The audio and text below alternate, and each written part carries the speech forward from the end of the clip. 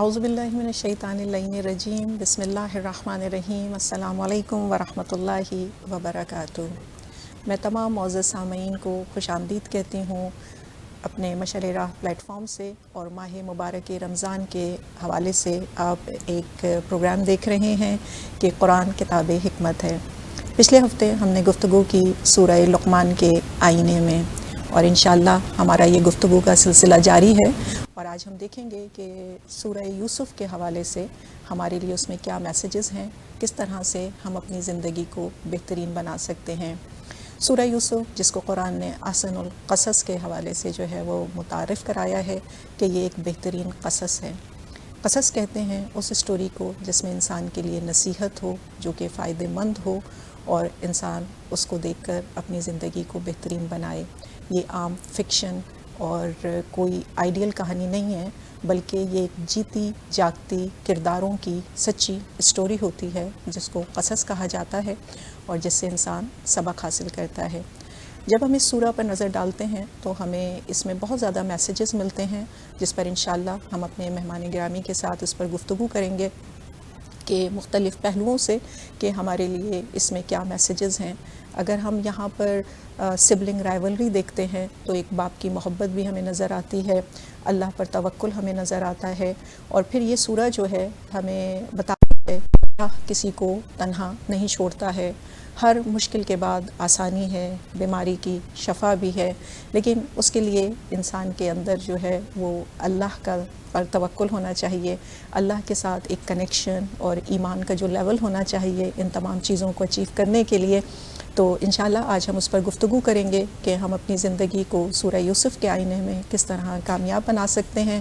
میرے ساتھ موجود ہیں ہماری بہت ہی قابل احترام خواہر سیدہ فرحت حسین صاحبہ۔ میں آپ کو خوش آمدید کہتی ہوں اس پروگرام میں، اور ممنون ہوں کہ آپ نے اپنا وقت نکالا تاکہ ہم اس سورہ یوسف کے حوالے سے گفتگو کریں۔ وعلیکم السلام ورحمۃ اللہ۔ آپ کا بہت شکریہ کہ آپ نے مجھے اس قابل سمجھا کہ اس جو آپ نے موضوع سلیکٹ کیا ہے، جو کہ بہت امپورٹنٹ ہے، جو کہ قرآن بہار رمضان ہے، اور ہم لوگ اگر اس بہار سے فائدہ نہ اٹھائیں تو یہ ہماری بہت بڑی نااہلی ہوگی۔ بے شک تو بہت اچھا سلسلہ آپ نے جاری کیا ہے، انشاءاللہ کوشش کریں گے جو تھوڑا بہت اللہ سبحانہ تعالیٰ نے فہم اور علم ہمیں عطا کی ہے انشاءاللہ ضرور ویورز کے ساتھ اس کو شیئر کر سکیں۔ ضرور۔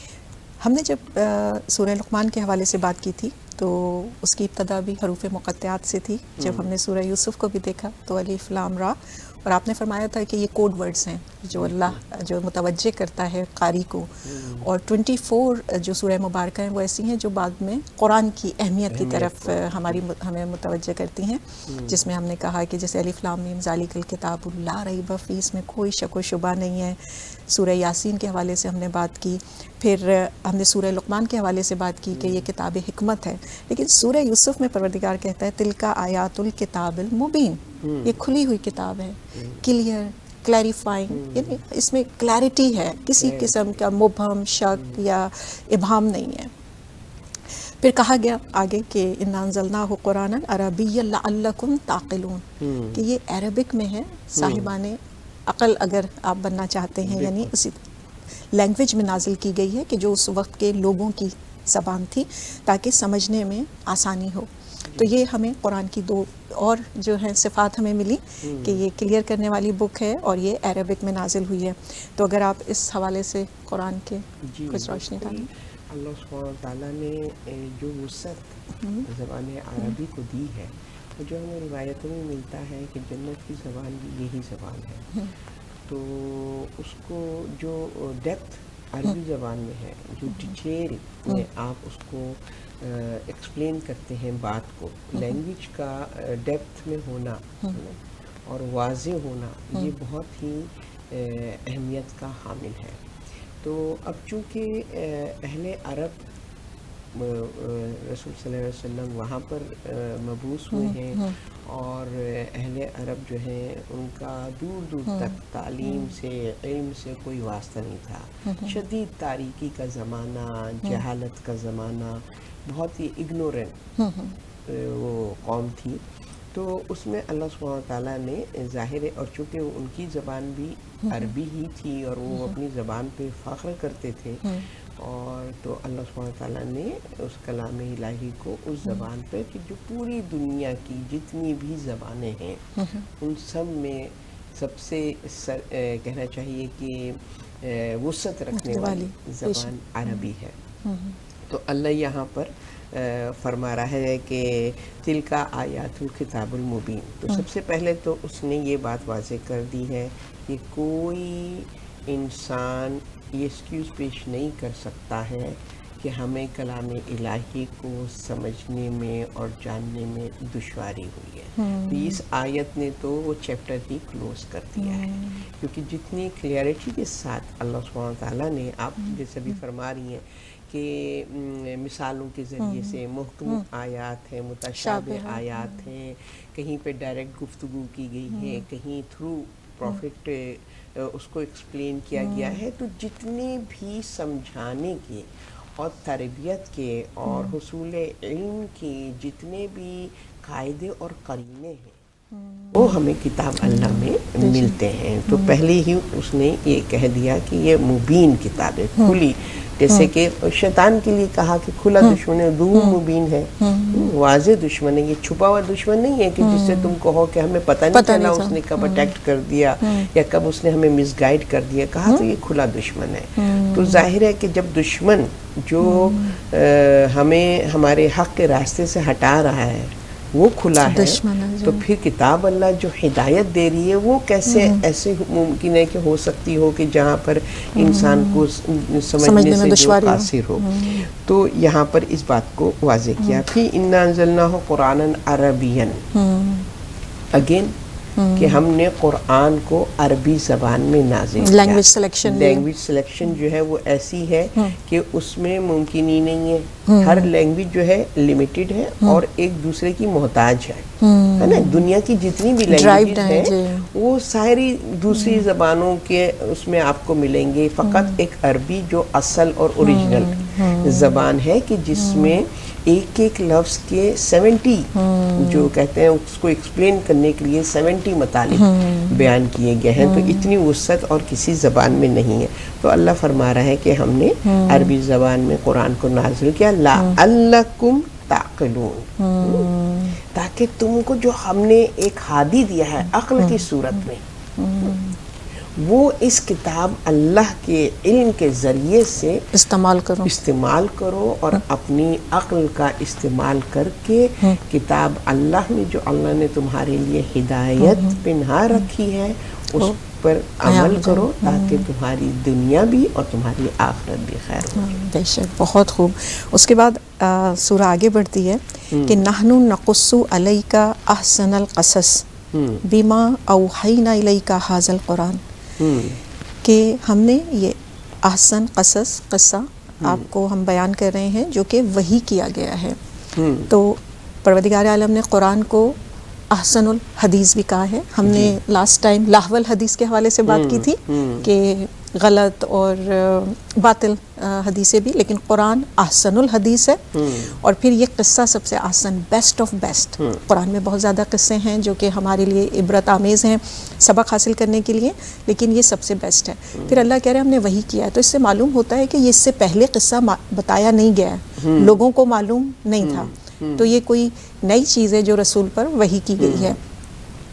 وحی کے بھی ذرائع ہیں، زنجیر جیسی آواز آتی ہے، وحی خواب کے ذریعے جس میں ابھی ہم بات کریں گے، گفتگو کریں گے، اور وحی فرشتے کی صورت میں یا قلب پر جو القاء پروردگار کرتا ہے یا کانوں پر، تو یہاں پر وحی کے ذریعے اس قصے کو پروردگار عالم نے بھیجا ہے۔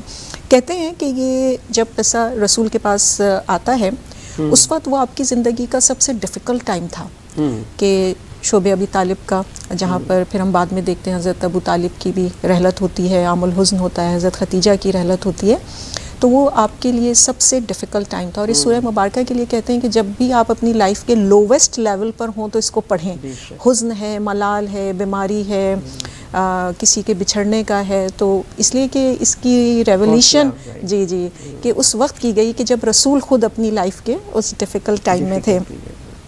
تو اگر آپ اس قصے کے حوالے سے بات کریں تو پھر ہم آگے خواب کی طرف بڑھیں گے. جی بالکل.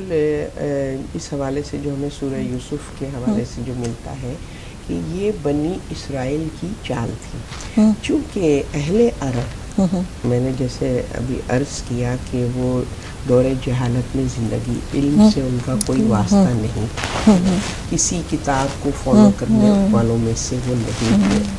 تو بنی اسرائیل نے یہ سازش کی ایکسپوز کرنے کے لیے رسول خدا صلی اللہ علیہ وسلم سے کہ یہاں تو یہ قصہ جو ہے وہ نہیں معلوم ہے ان عرب لوگوں کو، تو لہٰذا رسول سے تم سوال کرو کہ آخر بنی اسرائیل جو ہے وہ مصر میں کیسے منتقل ہوئے. ٹھیک ہے، کہ کیا ریزن تھا کہ بنی اسرائیل مصر میں منتقل ہوئے. تو نیچرلی یہ ایکسپوز ہو جائیں گے کہ اتنا نہیں بتا پائیں گے، نہیں بتا پائیں گے.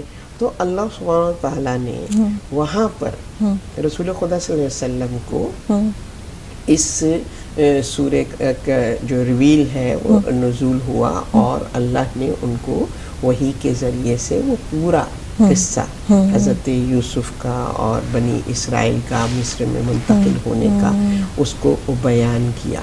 تو جس کی وجہ سے ظاہر ہے کہ بنی اسرائیل کی جو سازش تھی وہ ناکام ہو گئی، اور پھر رسول خدا صلی اللہ علیہ وسلم نے پورا، یہ مکی سورہ ہے، پورا انہوں نے جو قصہ ہے اس کو بیان کیا، سینس حضرت یوسف چائلڈہڈ سے لے کر، اور پھر جو آپ نے جیسے ابھی فرمایا کہ احسن القصص ہے کہ بہترین قصہ ہے یہ جس میں ہمیں ہر طریقے کی گائیڈنس ملتی ہے، اور اس کی ابتدا میں جو آزمائشیں ہیں، اینڈنگ انجام جو ہے وہ بھی بخیر ہے، اور بہترین اس کے مطالب ہیں جو کہ ہم انشاءاللہ آگے اس کو ہم مینشن کریں گے. تو اس صورت میں اللہ سبحانہ تعالیٰ نے سورہ یوسف کو آپ پر نازل فرمایا، اور یہ قصہ جو ہے قرآن کی حقانیت اس کو جو ہے وہ بیان کرتا ہے. بے شک. اچھا، میں یہ سوچتی ہوں کہ ہم اس کو 3 حصوں میں کرتے ہیں. ایک پہلا وہ جو بھائیوں کے حوالے سے ہے کہ کس طرح انہوں نے حضرت یوسف کو آزمائش میں ڈالا یا ڈیفیکلٹی جو ہے فیس کرنے جو انہوں نے کی. دوسرا ہم دیکھیں گے کہ زلیخا کے حوالے سے جب حضرت یوسف کی آزمائش آتی ہے. پھر تیسرا ہم دیکھیں گے کہ کس طرح وہ پھر بعد میں ملتے ہیں یا بھائی آتے ہیں، یا وہ خوابوں کی تعبیر بتا کے کس طرح سے جو ہے علم کے ذریعے، حکمت کے ذریعے جو ہے وہ عزت اور اقتدار پاتے ہیں. تو اس جو پہلا قصہ ہے کہ جہاں پر بھائیوں نے ان کے ساتھ زیادتی کرتے ہیں، وہ کہ ابتدا ہوتی ہے خواب سے، کہ آپ اپنے والد سے کہتے ہیں کہ میں نے خواب میں دیکھا ہے کہ 11 ستارے اور آفتاب و ماہتاب مجھے سجدہ کر رہے ہیں. تو خواب کے حوالے سے سائنس نے بھی بہت ترقی کی ہے، اور نائرولوجی ایک فیلڈ ہے سائیکالوجی کی جس میں بتایا جاتا ہے کہ بھئی انسان خواب کیوں دیکھتا ہے، اس کی انٹرپریٹیشن کیا ہوتی ہے.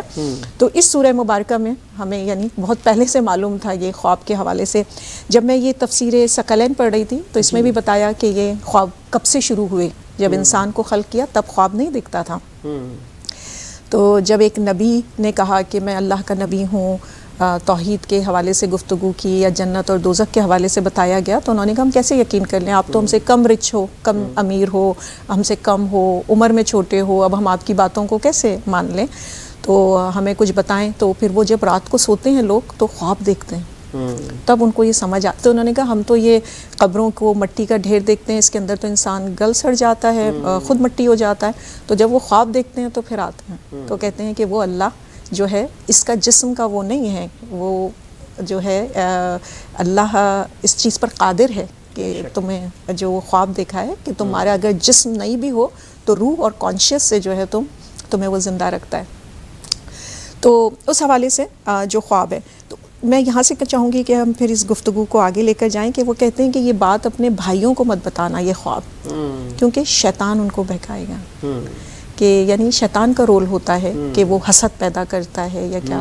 تو اگر آپ اس خواب اور پھر ان کے بھائیوں کے حوالے سے بالکل، اس میں جو پہلا ہمیں لیسن ملتا ہے آئی وی کے حوالے سے ملتا ہے کہ جیلسی جو ہے وہ کتنا بڑا انسان کے ایک روحانی مرض ہے کہ جو کہ اپنوں سے بھی سگے رشتے نفرت کا جذبہ اور اس طرح کا انتقام کا جذبہ پیدا کرتا ہے.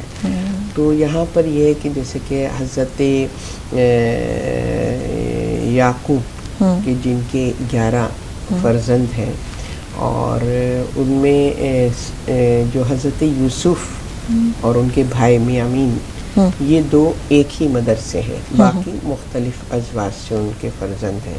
تو جب حضرت یوسف نے یہ، اور ظاہر ہے کہ جیسا کہ ہمیں تفاسیر میں ملتا بھی ہے کہ حضرت یوسف کی والدہ بہت ہی جلدی انتقال فرما گئی تھیں، آپ چھوٹے تھے، پھر آپ کی پھوپھی نے آپ کی لک آفٹر کی، تو نیچرلی بن ماں کے بچے تھے، تو حضرت یعقوب کا ایک خاص ان کے ساتھ ایک خاص لگاؤ تھا. اولاد تو ماں باپ کے لیے سب برابر ہوتی ہے. تو اس پر جو ہے وہ حضرت یوسف نے جو یہ خواب دیکھا، اور جو خواب ہوتا ہے ظاہر ہے کہ اگر نبی دیکھ رہا ہے تو وہ سچا ہے، اس میں کوئی یہ نہیں ہے کہ کوئی ذہنی کہنا چاہیے کوئی کیفیت ہے یا وہ سچا خواب ہے. اور سچا خواب بشارت رحمانی ہوتا ہے، ٹھیک ہے نا. تو آپ نے خواب دیکھا اور آپ نے اپنے فادر سے اس کو بیان کیا.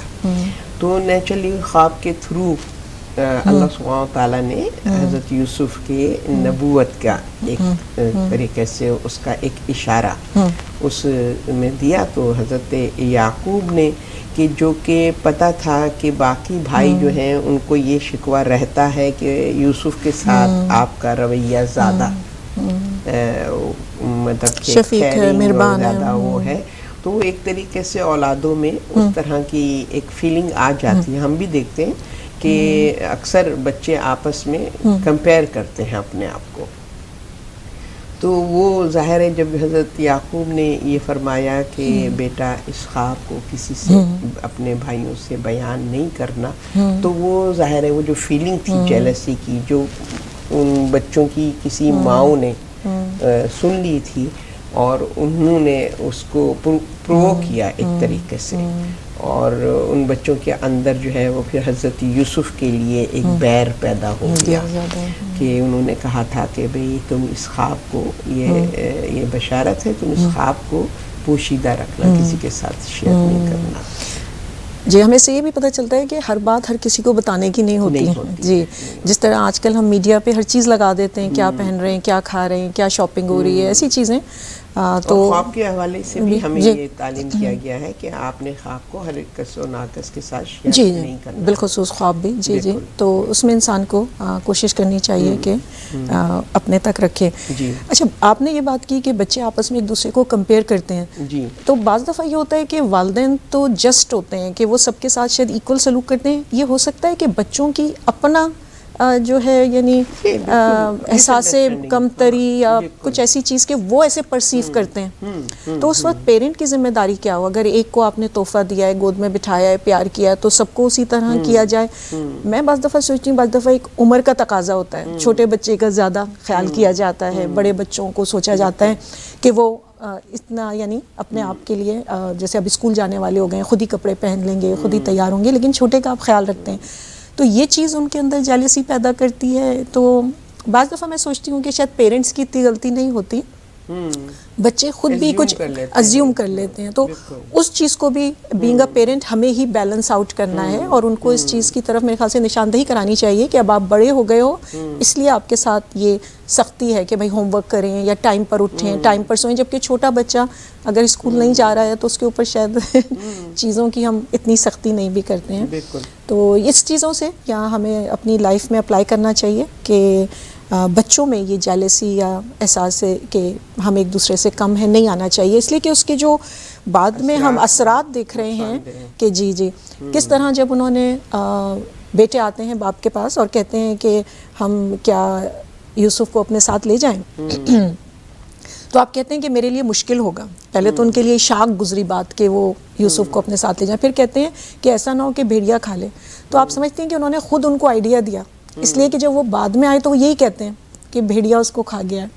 تو اس طرح کے آئیڈیاز دینے چاہیے. میرا نہیں خیال ہے کہ چونکہ نبی اللہ تھے حضرت یعقوب، اور ان کو علم تھا کہ بھی کیا ہونے والا ہے، تو انہوں نے اس حوالے سے ان کو جو ہے وہ کہنا چاہیے ایک طرح سے وارن کیا. ٹھیک ہے نا، یہ نہیں کہ میں تم پہ ٹرسٹ نہیں کرتا، اچھا، مگر میں تمہارے دل کے اندر جو چل رہا ہے حسد اور کینہ کا جو اچھا انہوں نے پریڈکٹ کر لیا پہلے. جی وہ مرض ہے، اس کو انہوں نے، یعنی کہ میں غافل نہیں ہوں، مجھے تمہارے ارادوں کا علم ہے. تو ایک طریقے سے یہ تنبیہ تھی اور ایک طریقے سے وارننگ تھی کہ تم اپنے ارادوں سے پیچھے ہٹ جاؤ. یہ نہیں کہ نبی نے ان کو ایک آئیڈیا دے دیا کہ تم ایسا بھی کر سکتے ہو. نبی کو تو معلوم ہے ان کے ذہنوں میں، کیونکہ اللہ نے نبی کو جب چاہتا ہے وہ علم غیب دیتا ہے. ٹھیک ہے نا، تو اس لیے آپ نے ان سے یہ عذر یعنی یہ اپنا شک ظاہر کر دیا تاکہ وہ بھی اولاد ہے نا، ان کا بھی دل توڑ سکتے ہیں. وہ بھی اولاد ہے، ان سے بھی محبت ہے، اور ان کی بھی تربیت جو ہے نبی کے لیے ذمہ داری ہے، اور وہ چاہتے ہیں کہ یہ اپنے آپ کو اس گناہ سے بچا سکیں. تو اس لیے انہی کے ارادوں کو ان کے سامنے واضح کیا. جی جی. اچھا یہاں پر ہم دیکھتے ہیں کہ بھائی کہتے ہیں کہ ہم یوسف کو کھیلنے کے لیے لے جاتے ہیں، کھیلیں گے اس کے ساتھ، اور لیکن جب بعد میں واپس آتے ہیں کہتے ہیں ہم دوڑ لگا رہے تھے اور یوسف سامان کے پاس بیٹھا تھا تو بھیڑیا کھا کے چلا گیا. پھر لے کر بھی گئے تھے کہ اس کو مارا جائے گا، لیکن کہا کہ ہم کھیل کے لیے. تو یہ ایک جھوٹ کی صفت کی طرف بھی اس میں نشاندہی ہو رہی ہے کہ کس طرح بچے بھی پلے کرتے ہیں پیرنٹس کے ساتھ اپنی پلاننگ نا. تو ہم نے سورہ لقمان میں بھی پڑھا تھا کہ یہاں اللہ لوگ بھی پلان کرتے ہیں اور پھر اللہ کا جو پلان ہوتا ہے. جی تو اب یہاں پر آزمائش شروع ہوتی ہے. اچھا اس اسٹوری میں نا سب کی آزمائش ہے، حضرت یوسف کی بھی آزمائش ہے کہ بھائی انہیں کس طرح کنویں میں پھینکیں گے اور پھر سب کچھ ہوگا. پھر ہم دیکھتے ہیں ایک والد کی بھی آزمائش ہے بیٹے کی جدائی کی. پھر ہم آگے کے قصے میں دیکھتے ہیں زلیخا کی آزمائش ہے. پھر ہم دیکھتے ہیں کہ جو زنان اس کی فرینڈز آئی تھیں ان کی بھی اللہ نے آزمائش لے لی تھی.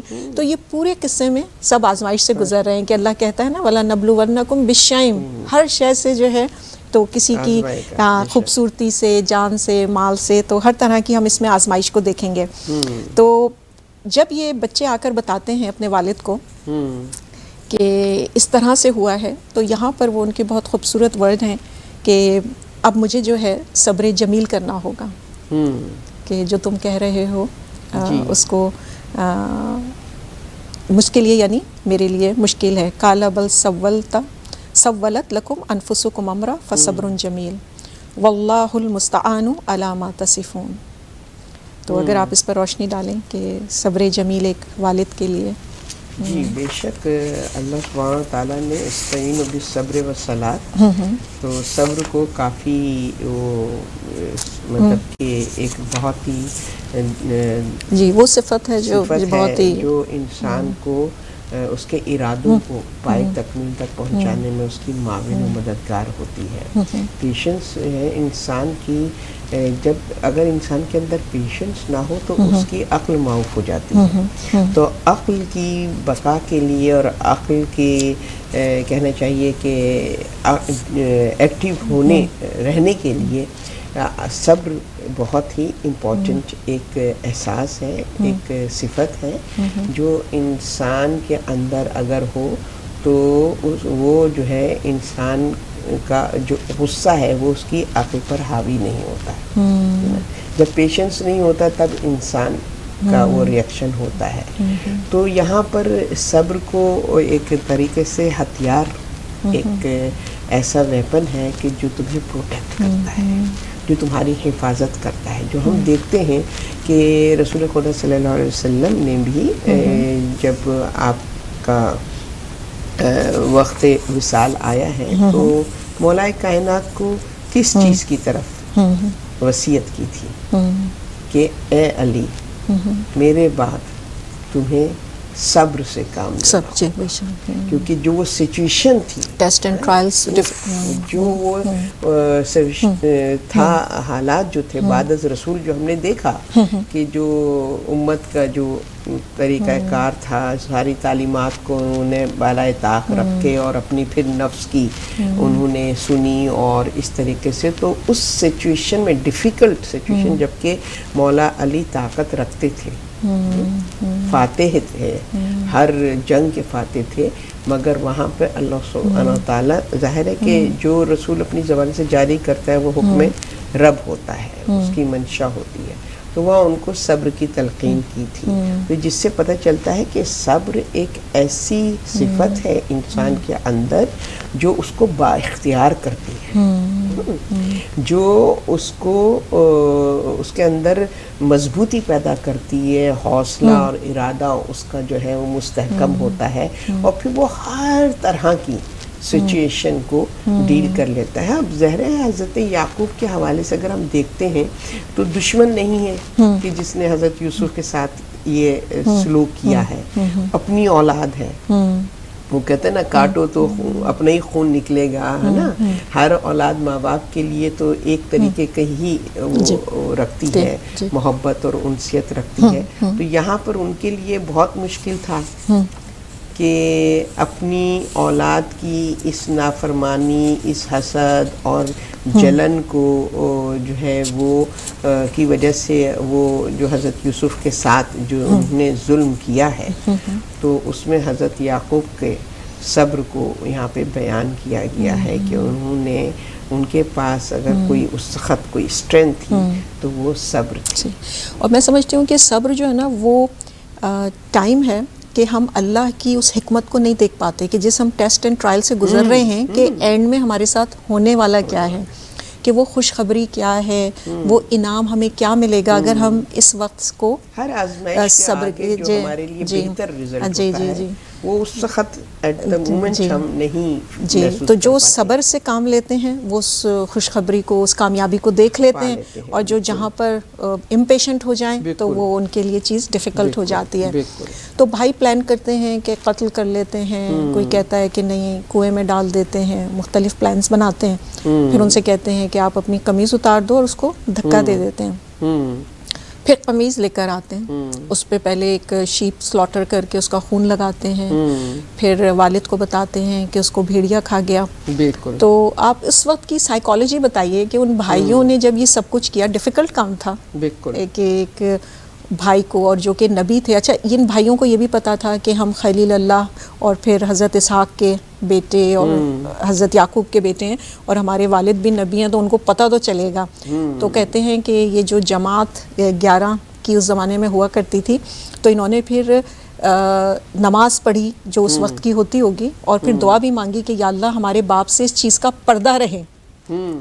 جی، تو پھر یعنی یہ سائیکالوجی پر اگر آپ تھوڑی روشنی ڈالیں کہ ان بھائیوں نے جو یہ سب پلان کیا، پھر کس طرح سے انہوں نے والد کو اس چیز کے حوالے سے، اس لیے کہ جب ہم بھی کوئی عام زندگی میں اپنا ورک پلیس ہے، گھر ہے، کوئی ایسی زیادتی کسی کے ساتھ کرتے ہیں، پھر اس کو کس طرح سے لوگوں کے درمیان بیان کرتے ہیں، تو ہم بھی اپنے آپ کو بھی ڈیمیج کر رہے ہوتے ہیں، اپنی روحانیت کو بھی گرا رہے ہوتے ہیں۔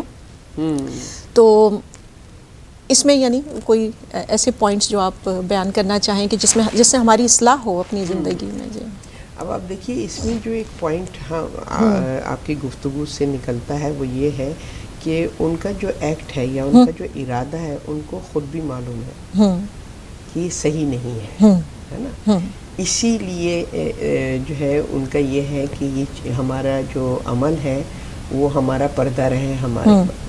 جب کوئی انسان غلط کام کرتا ہے نا، اس کو چھپانے کی کوشش کرتا ہے کہ مجھ پہ الزام نہ یا نہ، مطلب میں بدنام نہ ہوں، ٹھیک ہے نا، اور جو صحیح کام کر رہا ہوتا ہے تو وہ ڈنکے کی چوٹ پہ کرتا ہے کہ بھئی ہمیں یہ بات کسی کو معلوم نہیں ہونی چاہیے۔ تو خود ان کے ہی اس اظہار سے ہم کو کتنی بہترین گائیڈ لائن مل رہی ہے کہ تم جب کوئی غلط کام کرتے ہو تو تمہارا جو ارادہ بنتا ہے، تمہاری جو سوچ ہے، تمہارے اندر یہ فیلنگ آتی ہے، تو اس وقت تمہیں کیا لائے عمل اختیار کرنا چاہیے، کیسے اپنے اس غلط ارادے سے اپنے دامن کو بچانا چاہیے۔ تو یہاں پہ اس کو انہوں نے یہ مطلب کہ یہ نہیں کہ ان کو یہ پتہ نہیں تھا کہ جو یہ کام کر رہے ہیں یہ صحیح ہے کہ غلط ہے، کسی اور غلط کی تمیز نہیں ہے، یہاں ان کو پورے طریقے سے معلوم ہے نبی کی اولاد ہے، نبی کی اولاد ہے۔ اچھا، پھر ایک اور پوائنٹ جو ہمیں ملتا ہے کہ آپ کس خاندان سے بلانگ کرتے ہیں، ٹھیک ہے نا، تو اس کی بھی حرمت کا آپ کو احساس ہونا چاہیے جو ان بچوں میں ہے. ٹھیک ہے نا, ان بچوں کو یہ معلوم ہے کہ ہم ایک سلسلہ نبوت کا ہے اور ہم نبی تو نہیں ہیں مگر نبی کی اولاد ہیں. ٹھیک ہے نا, تو ایک تو ان کو اس کا احساس تھا کہ ہم جو ہیں وہ احساس انسان کے اندر ایک ذمہ داری پیدا کرتا ہے. آپ دیکھیے کہ وہ جو فیلنگز ہیں نا یہ اللہ کی طرف سے ان کے دل میں آ رہی ہیں تاکہ وہ اپنے آپ کو بچا لیں, یہ گناہ نہ کریں. اللہ جب ہم کوئی غلط کام کا ارادہ کرتے ہیں تو اللہ جو ہے وہ ایسے ہی نہیں ہمیں آزاد چھوڑ دیتا ہے, وہ کہتے ہیں نا حجت تمام کرتا ہے. آخری منٹ تک آپ کو گلٹ, آپ کو یہ احساس ہوتا ہے کہ یہ چیز جو ہے صحیح نہیں ہے, صحیح نہیں ہے. تو آپ دیکھیے کہ ان کے اندر یہ فیلنگ آ رہی ہے کہ ہم کس خاندان سے بلانگ کرتے ہیں, ہم کو یہ زیب نہیں دیتا. جیسے کہ میں اب عام اپنے اوپر رکھ کے کہوں تو ہم بینگ اے مسلم ہماری ذمہ داری ہے کہ میری یہ ڈریسنگ ہے, یہ جو بتا رہی ہے کہ میں کس مذہب سے تعلق رکھتی ہوں.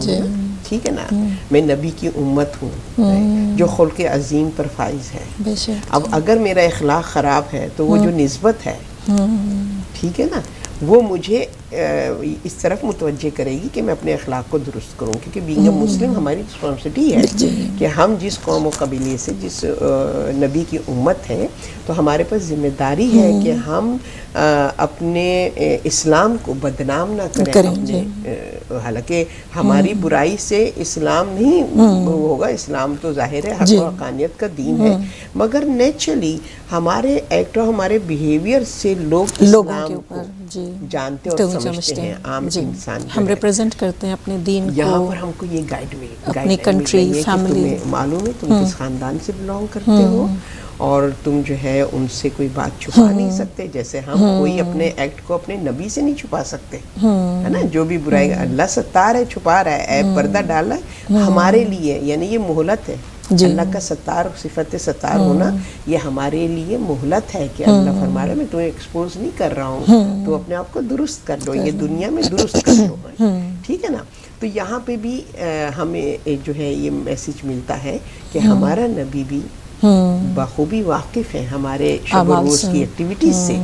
تو اگر ہمارے اندر یہ اویئرنیس ہو جائے, مگر کیا ہے وجہ, یہاں پہ جو ریزن میں شیئر کرنا چاہوں گی اپنے ویورز کے ساتھ, کہ جب انسان کے اندر کوئی روحانی مرض ہو جیسے کہ حسد, تو حسد وہ فیلنگ ہے, وہ انسان کے اندر وہ احساس ہے کہ جو کہ شیطان کے لیے دروازہ کھول دیتا ہے.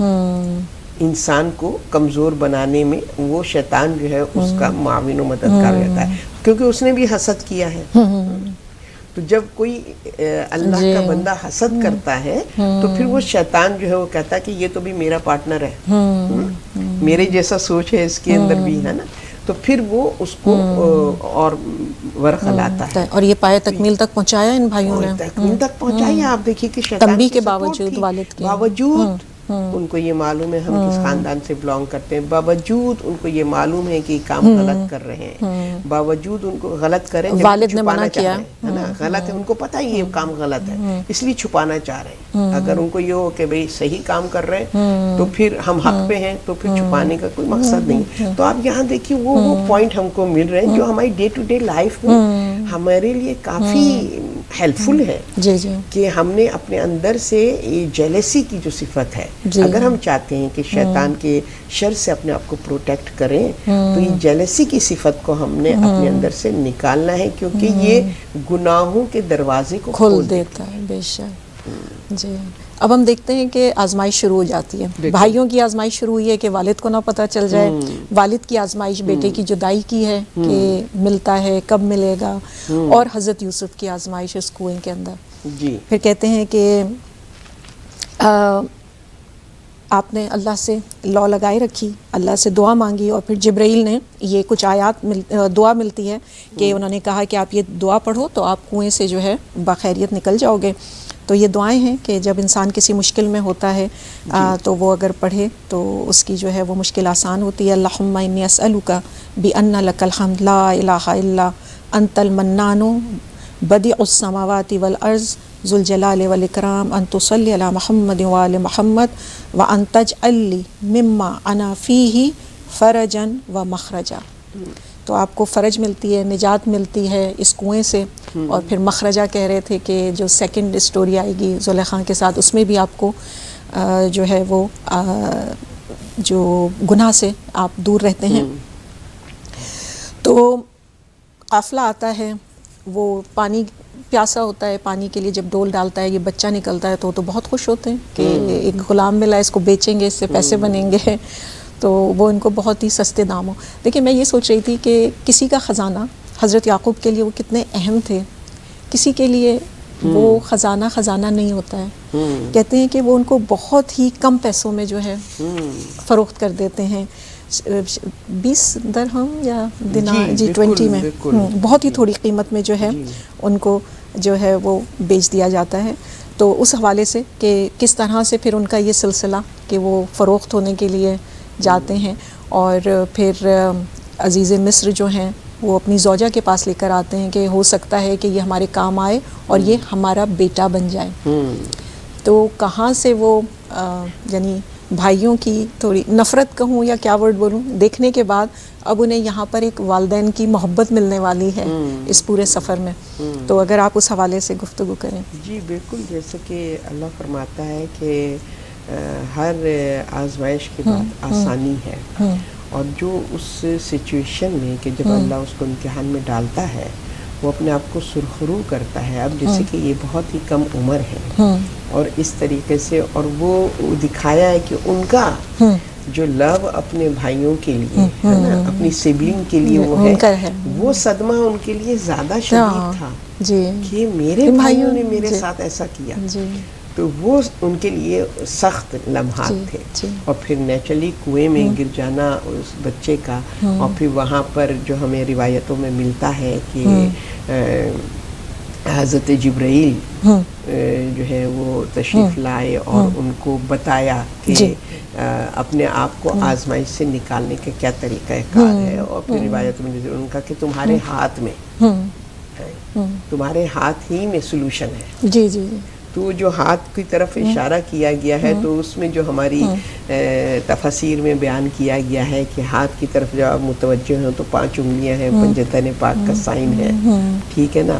اور پھر اس ہاتھ کے اندر جو پارٹیشن پارٹس ہیں وہ 14 ہیں، اور جو 14 معصومین کے اس سے کہ یہاں پہ بتایا کہ اللہ سبحانہ بحق طٰہٰ و یاسین، حضرت آدم کی طرح، حضرت آدم کو جو ان کی پریشانی میں جو ان پہ پہلی جو ان کے اوپر آزمائش آئی ہے، تو وہاں پہ بھی جبرائیل نے آ کے ان کو اس پریشانی سے کیسے نجات دے، تو وہ کلمات جو ہے وہ تعلیم فرمائے ہیں. تو یہاں پہ بھی حضرت یوسف کو بھی کلمات تعلیم فرمائے کہ وہ 14 معصومین کے واسطے سے ان کے تم دعا مانگو تو پھر اللہ سبحانہ تعالیٰ تمہیں اس آزمائش سے نکالے گا. اور جیسے آپ نے بھی اس دعا کو بیان کیا ہے جو ہماری کتب میں تحریر ہے، کہ پھر اس کے بعد وہ دعائیں جو ہیں وہ انسان کے اندر کرج بھی پیدا کرتی ہیں، حوصلہ اس ڈیفیکلٹ سچویشن کو ڈیل کرنے کا. اللہ ہمارے ساتھ ہے، اللہ ہمارے ساتھ ہے، اور اللہ ہی جو ہے وہ حامی و ناصر ہے. تو وہ چیز جو ہے وہ انسان کے اندر پھر اس کی سوچ و فہم کو اور زیادہ وہ کرتی ہے. اور پھر یہی ہوا کہ جیسے ہی انہوں نے اپنے رب سے رجوع کیا، یہ کیسے ممکن ہے کہ کوئی اپنے رب سے رجوع کرے اور اللہ اس کی حاجت کو پورا نہ کرے. اور فوراً ہی وہ قافلہ آ گیا اور اس نے ان کو جو ہے وہاں نکالا، ریسکیو کیا. اور پھر ان کے ظاہر ہے کہ ان کے لیے ان کے دل میں ایک خاص ایک احساس بھی پیدا ہوا. جو قافلے والے تھے وہ مطلب کہ آپس میں ڈسکشن چل رہی تھی کہ بھئی اتنا اچھا بچہ ہے، ہم یا اس کو اپنے پاس رکھیں. جیسے آپ نے ابھی فرمایا کہ ہر انسان جو ہے نا اپنے اپنے لیول ہی پہ اپنے فائدے کو دیکھتا ہے. تو انہوں نے کہا کہ بھئی ہم تو اس کو بیچ دیں گے، ہمیں پیسے آ جائیں گے، ہمارا اس میں کوئی انٹرسٹ اس طرح ہے، کیونکہ اللہ نے ان کی جرنی کو آگے لے کے جانا تھا، ان کا اور بڑا ان کا جو تھا. تو اس لیے ان کے اندر حضرت یوسف کے لیے کوئی ایسی فیلنگ نہیں آئی کہ یہ کوئی چیز ہے، لہٰذا ہم جو ہے وہ ان کو اپنے ساتھ رکھیں. تو وہاں پہ جب ان کو بیچا گیا اور پھر وہاں پہ عزیز مصر نے جو روایتوں میں ملتا ہے کہ انہوں نے ان کو خریدا اور پھر آپ دیکھیے کہ وہ اولاد کی نعمت سے محروم تھے. تو پھر آپ کو حضرت موسیٰ کا واقعہ ملتا ہے کہ وہاں پر جو ہے وہ حضرت آسیہ اولاد کی نعمت سے محروم ہیں, تو جو ایک فیلنگ آتی ہے اولاد کے لیے تو وہ ان کے اندر جاگی اور جو حضرت موسیٰ کی حیات کا سبب بنی, ورنہ ظاہر ہے کہ قتل کر دیے جاتے, اور انہوں نے کنونس کر لیا فرعون کو. تو یہاں پہ بھی آپ یہ دیکھیے کہ وہاں پہ بھیجا اللہ نے کہ جہاں پر وہ ایک محرومی کا اولاد کی احساس ہے کہ ہم اس کو اپنی اولاد بنا کے اپنے پاس رکھیں گے اور پھر ہماری یہ بزرگی کا بڑھاپے کا سہارا بنے گی. اور وہاں پر پھر حضرت یوسف جو ہیں ان کے ساتھ رہنے لگے. جی اچھا, میں یہ بھی ایک ہاؤس ہولڈ میں ایسی سچویشن شاید آتی ہیں, اور آج کل جو ٹی وی ڈراموں میں سوشل ویلیوز بالکل ختم ہو چکی ہیں, تو یہاں پر وہ کہتے ہیں کہ یہ ہمارا بیٹا ہوگا اور زلیخا نے ان کو پالا بھی ہوگا, اس لیے کہ کہتے ہیں ان کی عمر 8 سے 9 سال کے درمیان تھی کہ جب وہ آئے ہیں. اور جب انہوں نے ان کی تربیت یا رکھا یا گھر میں رہے, چاہے ایز اے غلام رکھا چاہے ایز اے بیٹا رکھا, تو وہ ریلیشن شپ جو ہے روایتوں میں جو ہمیں ملتا ہے تفسیر میں 17 ایئرس اچھا کی ان کی ایج تھی, کیونکہ 12 سال کی عمر میں وہ وہاں سے, اور پھر وہ جو جرنی ہے وہاں پہ کافی اچھا پھر ہاں قرآن اس کو بائی پاس کر دیتا ہے ان 10 ایئرس کو. وہ جب گرایا تھا کنویں میں 8 ہے, اس کے بعد 17 سے 18 سال آتا ہے. تو میں سوچتی ہوں کہ وہ زلیخا کے پاس رہے ان 10 ایئرس, نہیں وہ ان کے پاس آئے ہی اس ایج میں تھے 17-18 سال کی عمر میں. نہیں, وہ رہے جو پیریڈ ان کا ہے 13 سال کا, جی اس عمر میں رہے, اور وہ پیریڈ رہے. تو اس میں جو ہم کو اسلامی جو تعلیمات کے ذریعے سے ہمیں جو گائیڈ لائن ملتی ہے کہ جب آپ کسی کو اڈاپٹ کرتے ہیں تو جو محرم اور نامحرم کی کنڈیشن ہے وہ اسی طریقے سے رہتی ہے جب تک کہ آپ اس بچے کی رضاعیت نہ کریں, اس کو دودھ نہ پلائیں, وہ بچہ جو ہے وہ آپ کا محرم نہیں ہوتا. صرف محرم اسی صورت میں ہوتا ہے کہ جب آپ نے اس کو فیڈ کیا ہو. تو یہاں پر یہ چیز بھی ایک بتائی جائے, ہمارے یہاں اکثر اڈاپٹ کیا جاتا ہے اور اس میں پھر وہ جو ہے وہ محرم اور نامحرم کا رہتا نہیں ہے. یہ چیز جو ہے لا علمی ہے, یا لوگ جو ہیں وہ اپنی کہنا چاہیے کہ محبت میں کہ نہیں بھئی ہم نے ہمارا تو یہ بیٹا ہے, نہیں, شرن جو ہے جائز نہیں ہے. شرن جو ہے آپ کسی کو اپنا بیٹا بھی بنا رہے ہیں تو بھی وہ آپ کا محرم نہیں بنے گا. ٹھیک ہے. اور پھر یعنی جیسے میں کہنا چاہ رہی تھی کہ ان کے لیے جو اٹریکشن تھی, ایک تو ہم حسن یوسف کی بھی بات کرتے ہیں, دوسرا کیا ایسا ہو سکتا ہے جیسے عزیز مصر کے اولاد نہیں تھی کہ ان کو اپنے ہسبینڈ کی طرف سے وہ جو ہونا چاہیے توجہ یا خیال وہ نہ ملا ہو, تو وہ اس لیے ڈپرائیو تھیں, تو حضرت یوسف کے لیے ان کی یہ جاگی, یا یہ وہی خوبصورتی تھی جس کو وہ اس طرح سے دیکھ رہی تھی. آپ کا اس کے بارے میں جو واقعات ملتے ہیں اس میں حسن یوسف کو زیادہ ترجیح دی گئی ہے, کیونکہ آپ دیکھیے نا کہ جب زلیخا ان کے عشق میں گرفتار ہوئی ہیں اور اہل مصر کی عورتوں نے ان کو کہا کہ تم اپنی عمر دیکھو اور تم مطلب کہ غلام کے تھا, تو وہ غلام ہی خریدا تھا, تو بہرحال بیٹا بنا لیا, بٹ غلام نہیں کہ اس میں آتے تھے نا زمرے میں کہ تم جو ہے کہاں تمہارا کیا اسٹیٹس ہے اور تم اس طرح. تو انہوں نے کہا کہ اچھا میں جو ہوں وہ تم کو بلاتی ہوں اور بس تم میرے ساتھ تو صبح شام ہے, تم کو ایک جھلک دکھاؤں گی. تو اس سے یہ اندازہ ہوتا ہے کہ حسن یوسف کی وجہ سے ان کے اندر جو ہے وہ اس طریقے کا مرض پیدا ہوا. ٹھیک ہے. تو قرآن کی آیات میں ہے کہ انہوں نے کافی دفعہ کوشش کی کہ کسی طرح حضرت یوسف جو ہیں وہ ان کی طرف مائل ہوں, لیکن وہ ہر دفعہ جو ہے وہ نظریں جھکا کے رہتے تھے, اوپر نہیں دیکھتے تھے. اس کے بعد کہتے ہیں کہ انہوں نے پلان کیا کہ سارے دروازے انہوں نے بند کرائے کہ اب ان کے پاس جو ہے کوئی راہ فرار نہ ہو. لیکن قرآن نے یہاں پر ایک ورڈ یوز کیا ہے کہ برہان رب کہ ان کے پاس جو ہے وہ ایک برہان تھا کہ وَحَمَّ بِهَا لَوْلَا برہان رب ہی، کہ اپنے رب کا جو برہان تھا اس کی وجہ سے وہ اس برائی سے بچ گئے. تو علم اور حکمت جی جی جی تو یہ برہان کے لیے کہتے ہیں کہ جب دروازے بند ہو گئے اور وہ اس جگہ پر پہنچے تو زلیخا نے جو وہاں پہ بت تھا اس کے اوپر کپڑا ڈالا اور کہا کہ جو برائی کا ارادہ وہ رکھ رہی تھی کہ ایسا نہ ہو کہ میرا خدا دیکھ لے.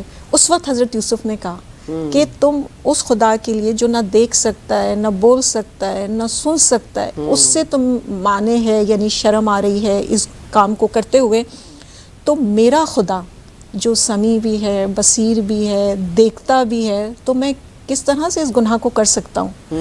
تو یہ کہتے ہیں کہ یہ وہ برہان تھا کہ اللہ سے کے ساتھ ان کا کہ وہ اس برائی سے دور رہے. بالکل بالکل، جو ذات اللہ کی پناہ میں ہوتی ہے تو وہ گناہ نہیں کرتی ہے، وہ اویئرنیس رائٹ اور رانگ. جی ہم سی سی ٹی وی کی لاسٹ ٹائم جب ہم نے بات کی، جی بالکل، وہ گاڈ کانشیسنیس یہ بہت ہمیں بیدار کرنے کی ضرورت ہے. اگر آپ دیکھیے تو اس کا عقیدہ کچھ بھی ہے، جی جی ہے نا، بت پرست ہے، مگر اس کے اندر یہ ہے کہ گناہ کو چھپایا جاتا ہے، یعنی کہ وہ اپنے رب سے بھی چھپا رہی ہے، انہوں نے پردہ ڈال دیا، یعنی اس کو بھی معلوم ہے کہ یہ گناہ ہے جو وہ کر رہی ہے. اور یہاں پہ حضرت یوسف کا جو انہوں نے اس کو ایجوکیٹ کیا ہے، یعنی کہ اس کے عقیدے کی کمزوری کے بارے میں کہ تم جس مذہب سے بلانگ ہو، بت پرستی، کہ جس کے اندر جو ہے وہ خدائی صفات نہیں ہے، نہ وہ تمہیں دیکھ سکتا ہے، نہ تمہیں تنبیہ کر سکتا ہے، تم اس بت سے خوف کھا رہی ہو اور خالق حقیقی سے جو اصل کریٹر ہے. آپ نے ایک طریقے سے آپ دیکھیے اس سچویشن میں بھی آپ وہ نبوت کے فرائض ادا کر رہے ہیں، پریچنگ کی، توحید کی طرف انہوں نے وہ وحدانیت کی طرف، ونس آف گاڈ کی طرف متوجہ کیا، خالق حقیقی کی طرف متوجہ کیا کہ وہ تو دیکھ بھی رہا ہے، تمہارے دلوں کے مرض کو بھی جانتا ہے، تو اس سے تم غافل ہو، ہم نہیں چھپا سکتے اور کوئی اس چیز. پتھر کے جو نہ تمہیں ریئیکٹ کرے گا، نہ تمہیں سزا دے سکتا ہے، نہ تمہیں دیکھ سکتا ہے، نہ بول سکتا ہے، تم اس سے پردہ کر رہی ہو، اور اس خالق حقیقی سے جس سے کوئی بات، کوئی ذرہ برابر بھی نہ برائی چھپ سکتی ہے، نہ نیکی چھپ سکتی ہے. جی اس میں ایک خوبصورت سین مجھے یہ لگتا ہے کہ آگے حضرت یوسف ہیں، پیچھے سے یہ بھاگتی ہے تاکہ ان کو جو ہے وہ جو اس کا ارادہ ہے اس کو کرے. دیکھنے والا جب دیکھے گا کہ دو لوگ بھاگ رہے ہیں، ایک ہی ڈائریکشن میں ہیں، ایک گناہ کے لیے بھاگ رہا ہے، ایک اللہ کے خوف سے کہ کوئی اس کی نافرمانی نہ ہو جائے. تو لوگوں کو بعض دفعہ نہیں پتا ہوتا کہ کون صحیح ہے کون غلط ہے. دروازہ کھلتا ہے اور عزیز مصر ہوتا ہے، وہ دیکھ لیتا ہے، تو اب وہ پریشان بھی ہوتا ہوگا. تو پھر وہ اسٹوری کہ ایک بچہ گواہی دیتا ہے کہ آپ حضرت یوسف کی قمیص دیکھیے کہ پیچھے سے اگر وہ ہے پھٹی ہوئی تو غلطی جو ہے وہ زلیخا کی ہے، آگے سے ہوگی تو یوسف کی ہوگی. تو دیکھتے ہیں تو ان کی قمیص جو ہے وہ پیچھے سے پھٹی ہوتی ہے. تو یعنی ان کی یعنی انہوں نے گناہ نہیں کیا، کہ اس کا جو پہلا ثبوت تھا وہ اس قمیص کے ذریعے جو کلیئر ہوا، جو کہ اس بچے نے گواہی دی. تو اس حوالے سے کہ اللہ جو ہے یعنی گواہی یا کریٹ کر دیتا ہے. حضرت مریم کے حوالے سے بھی گہوارے میں بچے نے گواہی دی. تو اللہ اپنے بے گناہ کو اور اپنے بندے کو جو اس کے ساتھ تعلق میں ہوتے ہیں، جو اللہ کو جانتے ہیں، ان سے کنیکشن میں ہیں، تو ان کو کس طرح سے کلیئر کرتا ہے کہ. اور پھر یہاں پہ تو 6 چیزیں ہیں کہ جنہوں نے ان کو بے گناہی کے متعلق بتایا. حضرت یوسف نے خود، زلیخا نے، زنان مصر نے، عزیز مصر، رب العالمین اور شیطان نے. تو یہ تمام 6 جو گواہ ہیں وہ آپ کی بے گواہی کی جی عصمت کی گواہی دیتے ہیں. تو اگر آپ اس حوالے سے گفتگو کریں. جی بالکل، اس میں کوئی شک نہیں ہے کہ جس کے اندر ایمان ہو اور خوف الہی ہو تو وہ باعصمت ہوتا ہے، اور اس کی ڈگنیٹی کی حفاظت ہے نا، یہ اللہ کی ذمہ داری ہوتی ہے. ایسے فرد کو جو کہ اللہ کے خوف میں اپنے آپ کو کی طرف متوجہ کرتا ہے، اللہ اس کی عصمت کی حفاظت کرتا ہے. تو یہاں پر آپ دیکھیے کہ جیسے آپ نے فرمایا کہ جو سچویشن تھی اور اس میں ظاہر ہے کہ مشکل تھا کہ قصوروار کون ہے. تو حضرت یوسف بھی بھرپور جوانی کی عمر میں ہیں اور ظاہر ہے کہ بظاہر اگر دیکھیں تو اس کی عمر زیادہ ہے, ٹھیک ہے نا, زیادہ ان کی طرف زیادہ ان کی طرف جو ہے وہ شک جاتا ہے. تو اس نے جو ہے وہ تمام شواہد کے حوالے سے وہ کیا, اور اس کے بعد جب وہ پتہ چل گیا تو پھر ظاہر ہے کہ زلیخا کے اوپر عزیز مصر نے تنبیہ کی اور انہوں نے کہا کہ تو ہی, تیرے ہی دل میں مرض تھا اور تو نے ہی ان کو ٹریپ کیا ہے.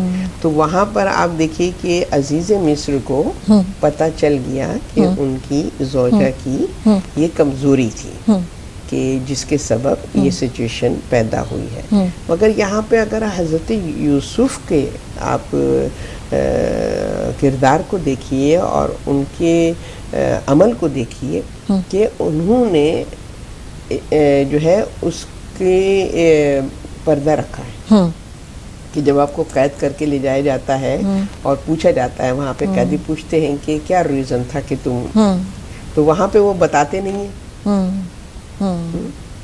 کہ اب کسی اگر کوئی خطا کرتا ہے, غلطی کرتا ہے, گناہ کرتا ہے, تو یہ ایک اخلاقی درس بھی بتایا جا رہا ہے کہ اس کے پہ پردہ رکھو تاکہ وہ اللہ پر پردہ رکھو, ہاں تاکہ وہ ریئلائز کر کے وہ جو ہے حق کی طرف آ جائے, یعنی دروازے کھلے ہوتے ہیں معافی کے. تو یہاں حضرت یوسف کی اس ایکٹ سے یہ لگتا ہے ہمیں یہ ایک کہ جس گھر میں رہے پناہ ملی تو اس کو کس طرح سب کے سامنے آشکارا کریں. کسی کے بھی ایوب کو آشکارا کرنا یہ انسان کے کہنا چاہیے کہ غیر اخلاقی یہ عمل ہے. تو یہاں عزیز مصر کو پتہ چل گیا ہے سب کچھ, اور ایک طریقے سے ظاہر ہے کہ وہاں کے ارد گرد کے لوگوں کو بھی معلوم ہو گیا, جس سے ظاہر ہے کہ اہل مصر کی جو خواتین ہیں انہوں نے تانا تشنا بھی کیا کیونکہ خبر چھپی نہیں تھی. مگر حضرت یوسف نے اپنے منہ سے نہیں کہا, اس خبر کو نہیں پھیلایا. جی, یہ بھی ایک بہت خوبصورت ہمیں میسج ملتا ہے اس سے کہ کس طرح ہمیں لوگوں کے عیوب کو, اور بالخصوص جس نے کبھی آپ کے اوپر کوئی احسان کیا ہے تو ان کو تو بالکل ہی نہیں اس طرح کرنا چاہیے. اچھا, ایک اور لیسن میں سمجھتی ہوں یہاں پر یوتھ کے لیے ہے کہ بسا اوقات ہوتا ہے کہ ہم ٹریپ ہو جاتے ہیں ایسی سچویشن میں جہاں گناہ ہو, لیٹ سے الکوہل ہے یا کوئی پارٹیز ہیں یا کچھ ایسا سا ہے. تو یہاں پر ہمیں یہ میسج ملتا ہے حضرت یوسف کا کہ دیکھیں دروازے ہر طرف سے بند تھے اور کہہ بھی سکتے تھے کہ میں مجبور تھا, لیکن نہیں, آپ بھاگے ہیں, یعنی آپ نے گناہ کی جگہ کو چھوڑنا ہے, وہاں پر بیٹھے نہیں رہنا ہے. جب وہ بھاگے ہیں تو دروازے کھلے ہیں, اور کہتے ہیں کہ وہ اتنے وزنی دروازے تھے, کئی لوگ کھولا کرتے تھے, یعنی وہ اللہ کی مدد سے کھلے ہیں دروازے. تو جب آپ گناہ سے دوری کا ارادہ کرتے ہیں, کہتے ہیں نا کہ آپ اللہ کی طرف ایک قدم بڑھیں, اللہ 10 قدم بڑھ کر آپ کی مدد کرتا ہے. تو یہاں پر میں یہ چاہوں گی کہ یوتھ اس چیز کو ضرور سمجھے کہ گناہ کے مقام پر رہنا نہیں ہے, وہاں سے فرار اختیار کرنی ہے. جب آپ اپنا یہ ارادہ دکھاؤ گے کہ میں اس گناہ میں شریک نہیں ہونا چاہتا تو اللہ مدد کرے گا.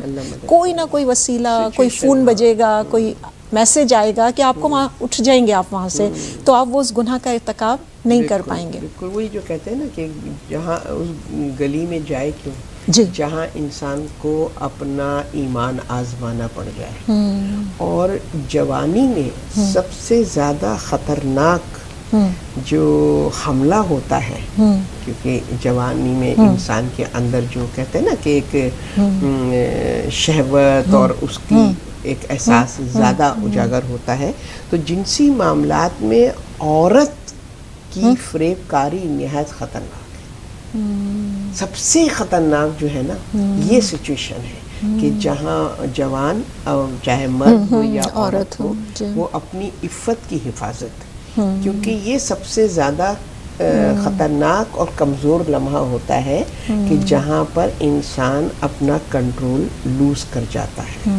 اور وہاں پر ہمیشہ آپ دیکھیے کہ شیطان کے حوالے سے بھی جب بیان ہوتا ہے کہ وہ کس طریقے سے بہکاتا ہے، اس کے جو ویپنز ہیں وہ کیا ہیں جو انسان کو مس گائیڈ کرتا ہے، تو اس میں عورت سر فہرست ہے کہ عورت کے ویپن کو وہ استعمال کرتا ہے. جی ساری جی. اب یہاں حضرت یوسف کی بھرپور جوانی ہے، ٹھیک ہے نا، اور وہاں پہ عورت کی طرف سے ان کو ایک طریقے سے ایک سچویشن دی جا رہی ہے کہ آپ جو ہے وہ ہمارے ساتھ ایک ریلیشن میں آ جائیں، مگر بھرپور جوانی کے باوجود وہ شعور اور آگہی، وہ خوف الہی، وہ اللہ کی طرف متوجہ ہونا کہ جس کی وجہ سے کیا ہے کہ وہاں پر جب انسان حق کو کہ فہم اس کے اندر پیدا ہو جاتی ہے تو پھر اللہ اس کو پروٹیکٹ کرتا ہے، اللہ اس کی حفاظت کرتا ہے.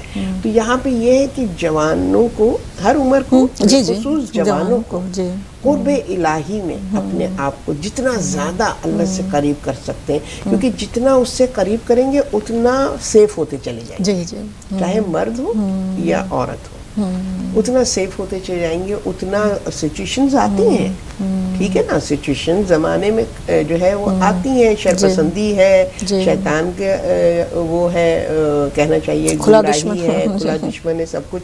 تو وہ سچویشنز آتی ہیں، تو ہمارا کیا اس وقت انڈیویجول ہمارا کیا ہونا چاہیے. تو اس میں یہ بہت بہترین ہمیں میسج ملتا ہے کہ اس میں یہ ہے کہ اللہ سبحانہ وتعالیٰ کا قرب، اس کی معرفت، اس کا خوف، اس کو سمیع، بصیر، علیم، خبیر جاننا.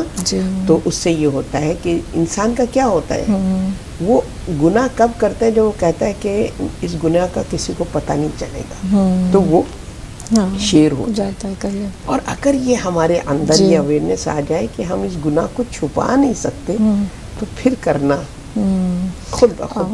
ٹیمپرری دنیا میں تو چھپ گیا، لیکن اللہ کو تو معلوم ہے. اور دنیا میں بھی چھپانے سے تو نہیں ہے نا. تو اگر ہم یہ اپنے اندر یہ کہنا چاہیے انڈرسٹینڈنگ پیدا کر لیں کہ ہم اپنے گناہ کو چھپا نہیں سکتے. انسان وہ تب گناہ کرتا ہے جب وہ چھپانے کی اس کے اندر وہ ہوتی ہے. تو جب اللہ سے نہیں چھپا سکتے تو ظاہر ہے کہ پھر اس کے خود بخود ارادے. ہاں، یہ میں نے پڑھا بھی تھا کہ ہم یعنی چھوٹا بچہ بھی اگر سامنے ہو تو گناہ نہیں کرتے، تو کیا ہم اللہ کو اتنی ویلیو دیتے ہیں کہ ایک بچے سے ہم وہ کرتے ہیں. تو اور الحمدللہ یہ جو ماہ رمضان ہے یہ لعلکم تتقون، تقوی کے لیے ہی آیا ہے. اور کہتے ہیں کہ بہترین لباس تقوی ہے. ہم اور آپ جو اکثر کہہ دیتے ہیں نا زمانہ خراب ہے، اگر بچے بگڑ گئے تو کیا ہوا، تو آپ اور موٹا لباس پہن لیں تقوی کا، اپنے آپ کو اور زیادہ جو ہے وہ کور اپ کریں تاکہ آپ جو ہیں ان برائیوں سے جو ہیں دور رہیں. ہم بات کر رہے تھے تو اس میں جی یہ بالکل آ گیا ہے کہ اسیر محبت قد شغفہا حبا، کہ اس کو محبت نے بے قابو کر دیا تھا، کہ اس کا جو ہے حسن پرست ہے، یہ ہے کہ وہ اٹریکٹ ہوتی ہے. جی اچھا، اس کے بعد یہ ہوتا ہے کہ حضرت یوسف کے الفاظ میں ملتے ہیں کہ اس گناہ سے بہتر ہے کہ میں جیل میں ڈال دیا جاؤں. تو پھر ان کو آبویسلی وہ یا یہ کہہ لیجئے اللہ نے ان کی دعا سن لی یا عزیز مصر نے وہی فیصلہ کیا تو ان کو جیل میں ڈال دیتے ہیں. تو ان کے ساتھ اور بھی لوگ ہوتے ہیں جیل میں جو خواب وغیرہ دیکھا کرتے تھے، تو یہ ان کے خوابوں کی تعبیر بتایا کرتے تھے. تو یہ خوابوں کی تعبیر بھی ایک علم ہے جو اللہ نے حضرت یوسف کو عطا کیا، اور حکمت کے ساتھ ان کو یہ علم عطا کیا گیا. کہتے ہیں کہ جب آپ اس آزمائش سے گزرتے ہیں جس کا ہم ذکر کر رہے ہیں تو خوابوں کی تعبیر ملتی ہے کہ آپ پوائٹی کے اس لیول پہ پہنچ جاتے ہیں کہ اللہ جو ہے پھر آپ کو ایک ایسا علم نوازتا ہے جو کسی اور کے پاس نہیں ہوتا ہے. تو بے شک پھر اللہ ریوارڈ دیتا ہے نا. جب آپ اللہ کے قرب کی طرف متوجہ ہوتے ہیں تو پھر اللہ، اب ظاہر ہے کہ یہاں پہ حضرت یوسف کا قید میں جانا یہ ایک طرح سے اللہ نے ان کو محفوظ کیا، کیونکہ وہاں ظاہر ہے کہ وہ رہتے تو ان کے پاس چوائس تو نہیں تھی کہ وہ وہاں سے چلے جاتے، کیونکہ اگر دیکھا جائے تو ایک ایز اے غلام ہی وہ آئے ہیں، اور غلام کا اپنا کوئی ارادہ جب تک مالک نہیں ریلیز کرے، مالک اس کو وہ نہیں کرے. تو وہاں ان کو اپنے آپ کو اس طریقے سے بچانا جو ہے وہ مشکل تھا. تو اللہ سبحانہ تعالیٰ نے کس طرح بظاہر دیکھو قید میں وہ آزمائش ہے قید میں رہنا, قید میں ڈال دیا. نہیں, وہ قید ان کے لیے اللہ کی پلاننگ تھی, پلاننگ اور رحمت بن کے کہ جس نے ان کی عفت کو وہاں پہ محفوظ رکھا. اور پھر اس کے بعد وہاں پر ظاہر ہے کہ ان کو اللہ نے جو خوابوں کی تعبیر کا علم دیا ہے, اور وہاں پہ جو لوگوں کی نگاہ میں حضرت یوسف کا مرتبہ اور مقام. اچھا, ایک اور بہت خوبصورت میسج وہ ہے یعنی نیک کام کرنے کا, کہ حضرت یوسف کے حوالے سے ملتا ہے انا نراک من المحسنین, ہم آپ کو نیکوکاروں میں شمار کرتے ہیں. بالکل. تو تفسیر میں لکھا ہے کہ یہ جو تھے وہاں پر بھی قید خانے میں امام جعفر صادق علیہ السلام سے منقول ہے اللہم صلی اللہ علیہ محمد, کہ زندان میں بھی بیمار قیدیوں کی تیمارداری کرتے تھے, حاجت مندوں کی مدد کرتے تھے, دل کھول کر قیدیوں کی مدد کیا کرتے تھے, اور آپ کے انہی اوصاف کی وجہ سے قیدیوں نے آپ سے کہا تھا کہ انا نراک من المحسنین. اچھا, کچھ لوگ جیسے میں نے کہا کہ خواب دیکھا کرتے تھے, تو اس میں یہ تھا کہ کسی نے خواب میں دیکھا کہ وہ شراب کشید کر رہا ہے, دوسرے نے کہا میں نے خواب دیکھا ہے کہ میرے سر پہ روٹیاں ہیں, پرندے انہیں نوچ نوچ کر کھا رہے ہیں, تو ہمارے ان خوابوں کی تعبیر بتائیے. تو آپ نے پہلے والے سے فرمایا کہ تم رہا ہو جاؤ گے اور اپنے بادشاہ کو جو ہے وہ شراب پلاؤ گے. دوسرے سے فرمایا کہ تمہیں صلیب پر لٹکایا جائے گا اور پرندے تمہارا دماغ جو ہے وہ نوچ نوچ کر جو ہے کھائیں گے. تو اور یہ تعبیر جو ہے حرف بہ حرف جو ہے وہ ٹھیک ہوتی ہے. اس کے علاوہ جب ایک شخص کو رہائی ملتی ہے تو یہ اس سے کہتے ہیں کہ بادشاہ سے میرا ذکر کرنا. یہاں پر ایک بہت اچھا میسج ہے کہ اللہ نے حضرت یوسف کو وحی کی اور فرمایا کہ تمہیں بچپن میں خواب کس نے دکھایا تھا کہ ستارے اور آفتاب و مہتاب سجدہ کر رہے ہیں؟ کہا اللہ آپ نے دکھایا تھا. کہا باپ کا منظور نظر کس نے بنایا تھا؟ کہا یا اللہ تو نے بنایا تھا. کہا جب بھائیوں نے کنویں میں گرایا تو کنویں سے نکالا کس نے؟ کہا اللہ تو نے نکالا. کہ جب اس عورت نے چال چلی اس سے بچایا کس نے؟ کہا یا اللہ تو نے بچایا تھا. کہا زنان مصر کی چالوں سے بچانے والا تمہیں اللہ ہے. خوابوں کی تعبیر تمہیں کس نے سکھائی؟ کہا اللہ نے سکھائی. تو کہا آج آزادی کے لیے قید خانے سے غیر اللہ سے کیوں آپ نے جو ہے مدد مانگی؟ تو اگر آپ اس حوالے سے بے شک بالکل یہاں پہ یہ بھی ہمیں درس ملتا ہے کہ غیر اللہ سے جو ہے وہ مدد مانگنا وہ اللہ کی شان کے خلاف ہے. اللہ سبحانہ تعالیٰ نے جیسے بھی آپ نے فرمایا کہ اسٹیج بائی اسٹیج اللہ نے ہر جگہ سے ان کی مدد فرمائی ہے. یہ اور بات ہے کہ وسیلہ بنایا ہے, وسیلے کے بغیر نہیں ہے سچویشن جو اس میں. تو یہاں پر یہ ہے کہ اللہ جس کو وسیلہ بنائے اس سے اس کی مدد آپ حاصل کرتے ہیں تو وہ اللہ کی مدد کو حاصل کرنا ہے. جیسے اللہ سبحانہ تعالیٰ نے چار معصومین کو ہمارے لیے وسیلہ بنایا, اور جو یہ ایک عقیدہ ہے کہ نہیں بس اللہ سے مانگو, اللہ کے غیر مطلب کہ نہ مانگو. بے شک غیر اللہ سے نہیں مانگنا, مگر جس کو اللہ نے ہمارے لیے جو ہے ہادی بنا کر بھیجا ہے اور وسیلہ بنا کر بھیجا ہے, تو اس سے مدد مانگنا جو ہے وہ جائز ہے. جی. اس کے بعد کہتے ہیں کہ جب آپ نے یعنی پھر اللہ سے دعا مانگی کہ اللہ جو ہے یعنی ان کو اس قید خانے سے یعنی رہائی ملے, تو کہتے ہیں کہ عزیز مصر نے خواب دیکھا. اس خواب پہ اگر آپ تھوڑی روشنی ڈالیں کہ 7 سال تک جو ہے فصلیں ہوں گی, پھر 7 سال جو ہے وہ قحط آئے گا. تو وہ جب وہ خواب دیکھتے ہیں تو لوگوں سے کہتے ہیں کہ میں نے اس طرح کا خواب دیکھا, اس کا کیا مطلب؟ کہتے ہیں قید خانے میں ایک لڑکا ہے, وہ بتائے گا آپ کو. یہ ایک سلسلہ ہے, آپ دیکھیے کہ کس طریقے سے ان کو قید خانے سے رہا کروانا ہے. اور اللہ یہ ظاہر ہے اللہ از اے پلانر, ٹھیک ہے نا, وہ رب العالمین ہے, پورے عالمین کی پلاننگ اور اللہ سبحانہ تعالیٰ کی ذات کر رہی ہے. سارا نظام اس کی دست قدرت میں ہے. تو وہاں پر سچویشن کو کس طریقے سے وہاں سے ان کو اسکیپ کروایا, ان کی عفت کی حفاظت اور ان کی ڈگنیٹی, ان کی حرمت کا, کیونکہ نیچرلی سوسائٹی میں جو بے گناہ بھی ہے وہ بھی بدنام ہو جاتا ہے, کیونکہ ہر کوئی انسان اپنے اپنے انداز سے, جس طریقے سے زلیخا نے ان کو اپنا گناہ ان کے سر رکھا تھا تو مشکل تھا حضرت یوسف کو کہ سوسائٹی ان کو ایکسیپٹ کرے کہ وہ بے گناہ تھے، کہ وہ بے گناہ ہے.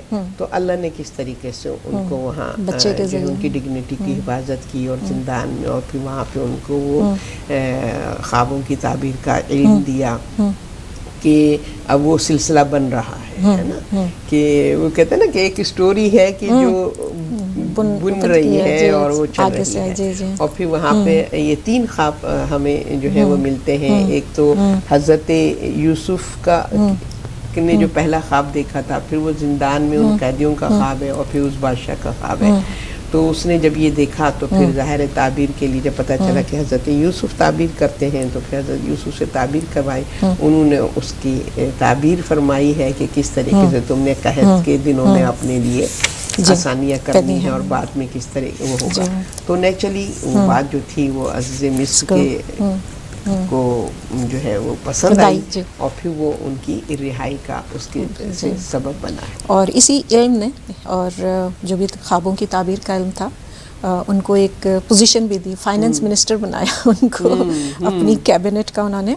تو انہوں نے اس انداز سے کیا کہ جب وہ 7 سال تک جو گیہوں یا جو بھی اناج پیدا ہو رہا تھا اس کو ضرورت کے لیے استعمال کیا، باقی انہوں نے سارا محفوظ کرایا کہ جتنے لوگ ہیں اور جتنی ضرورت ہے اتنا استعمال کریں، زیادہ نہیں بیچیں گے. تو یہاں پر جو لوگ بزنس کرتے ہیں ان کے لیے بھی اس میں میسیجز ہیں کہ کس طرح سے جو ہے چیزوں کو ضائع نہیں کرنا چاہیے یا ذخیرہ اندوز جی. تو انہوں نے جب اس طرح کیا تو اب وہ 7 سال آئے قحط والے. تو جب لوگوں کے پاس غلہ ختم ہو گیا تو انہوں نے کہا کہ ٹھیک ہے، درہم و دینار کے ذریعے آپ غلہ خرید لیجئے. تو لوگوں نے اپنے سارے پیسے لگائے، غلہ خریدا. دوسرے سال کہتے ہیں کہ آپ نے زر و جواہر لیے اور پھر ان کو غلہ فراہم کرایا. تیسرے سال قحط تو جاری تھا 7 سال کے لیے، تو پھر آپ نے کہا جو تمہارے پاس جانور مویشی ہیں وہ لے آؤ، میں تمہیں غلہ دے دوں گا. اور پھر چوتھے سال جو ہے آپ نے کہا کہ جس کے پاس کوئی غلام یا کنیزیں ہیں وہ لے آئیے. 5ویں سال انہوں نے کہا جو تمہاری زمینیں اور جو تمہارا گھر ہے وہ لے کر آؤ تو تمہیں غلہ ملے گا. اور 6ٹھے سال کہ جس کے پاس اگر کوئی کنواں ہے، نہر ہے، پانی کا انتظام اگر اس نے اپنی زمینوں پہ کیا ہوا ہے تو وہ حضرت یوسف کی ہو جائیں گی، لیکن ان کو جو ہے وہ اناج مل جائے گا. 7ویں سال جو ہے ان کو لوگوں کو کہتے ہیں کہ آپ یعنی غلام بن جائیں تو آپ کو اناج مل جائے گا. تو اب ساری دیکھیں مال ان کا ہے، زر و جواہر ان کے ہیں، یہ ملک ان کا ہے، لوگ ان کے غلام ہیں. اور پھر وہ عزیز مصر سے کہتے ہیں کہ میں ان لوگوں کو آزاد کرتا ہوں اللہ کے لیے، ان کی زمینیں، ان کی نہریں ان کو لوٹاتا ہوں، ان کے زر و جواہر، ان کی مال و دولت، لیکن تم مجھ سے وعدہ کرو کہ تم اسی طرح اس سلسلے کو چلاتے رہو گے.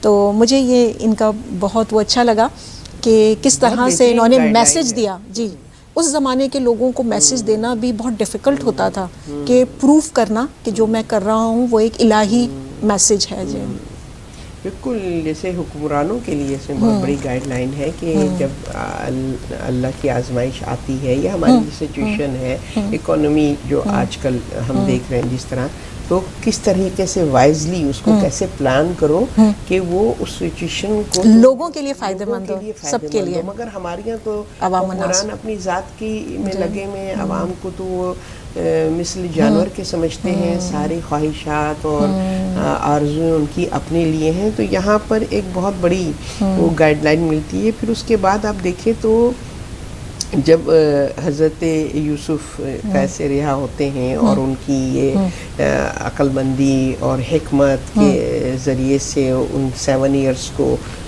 کس طریقے سے مینیج کیا جاتا ہے، تو نیچرلی پھر عزیز مصر بھی اس بات کی طرف متوجہ ہوتا ہے کہ یوسف جو تھے انوسینٹ تھے. ہاں انوسینٹ، جی وہ معصوم تھے. اور پھر وہ پوچھتے ہیں، پھر وہ اس کو دوبارہ سے ان کی مطلب دل میں ایک بات ہے کہ یہ جو ہے وہ اللہ بھی ان کی مطلب کہ وہ چاہ رہا ہے نا کہ کلیئر ہو جائے، لوگوں کو حقیقت کا پتہ چل جائے. تو پھر وہ پوچھتے ہیں، عزیز مصر جو ہیں وہ ان عورتوں سے پوچھتے ہیں کہ حقیقت کیا ہے. تو انہوں نے یہی کہا کہ بھئی ہم نے تو یوسف کو باعصمت دیکھا، ان کا اس میں میں کوئی قصور نہیں ہے. جی. تو زلیخا پھر اس بات کو ایڈمٹ کرتی ہے. یہ دیکھیے جی جی میں کہتی ہوں کہ اللہ پہ معاملات ہو دے تو وقت ثابت کرتا ہے ثابت کرتا ہے کون بے گناہ ہے. کون بے گناہ ہے. ہم تھوڑا جلد بازی سے کام لیتے ہیں تو معاملات خراب ہو جاتے ہیں. بالکل بالکل. تو وہاں پہ اللہ سبحانہ تعالیٰ نے کس طریقے سے ان کی پاک دامنی کو ثابت کیا ہے اور اس نے خود ایڈمٹ کیا ہے کہ یہ میرے دل کا مرض تھا, اس میں یوسف کا کوئی قصور نہیں ہے. ٹھیک ہے, وہاں پہ ان کو کلیئر کر دیا. اس کے بعد جو آیت ہے نا, جو آیت 53 اس سورے کی, تو اگر آپ دیکھیے کہ یہ اصل میں یہ ہمارے لیے پاور پوائنٹ ہے.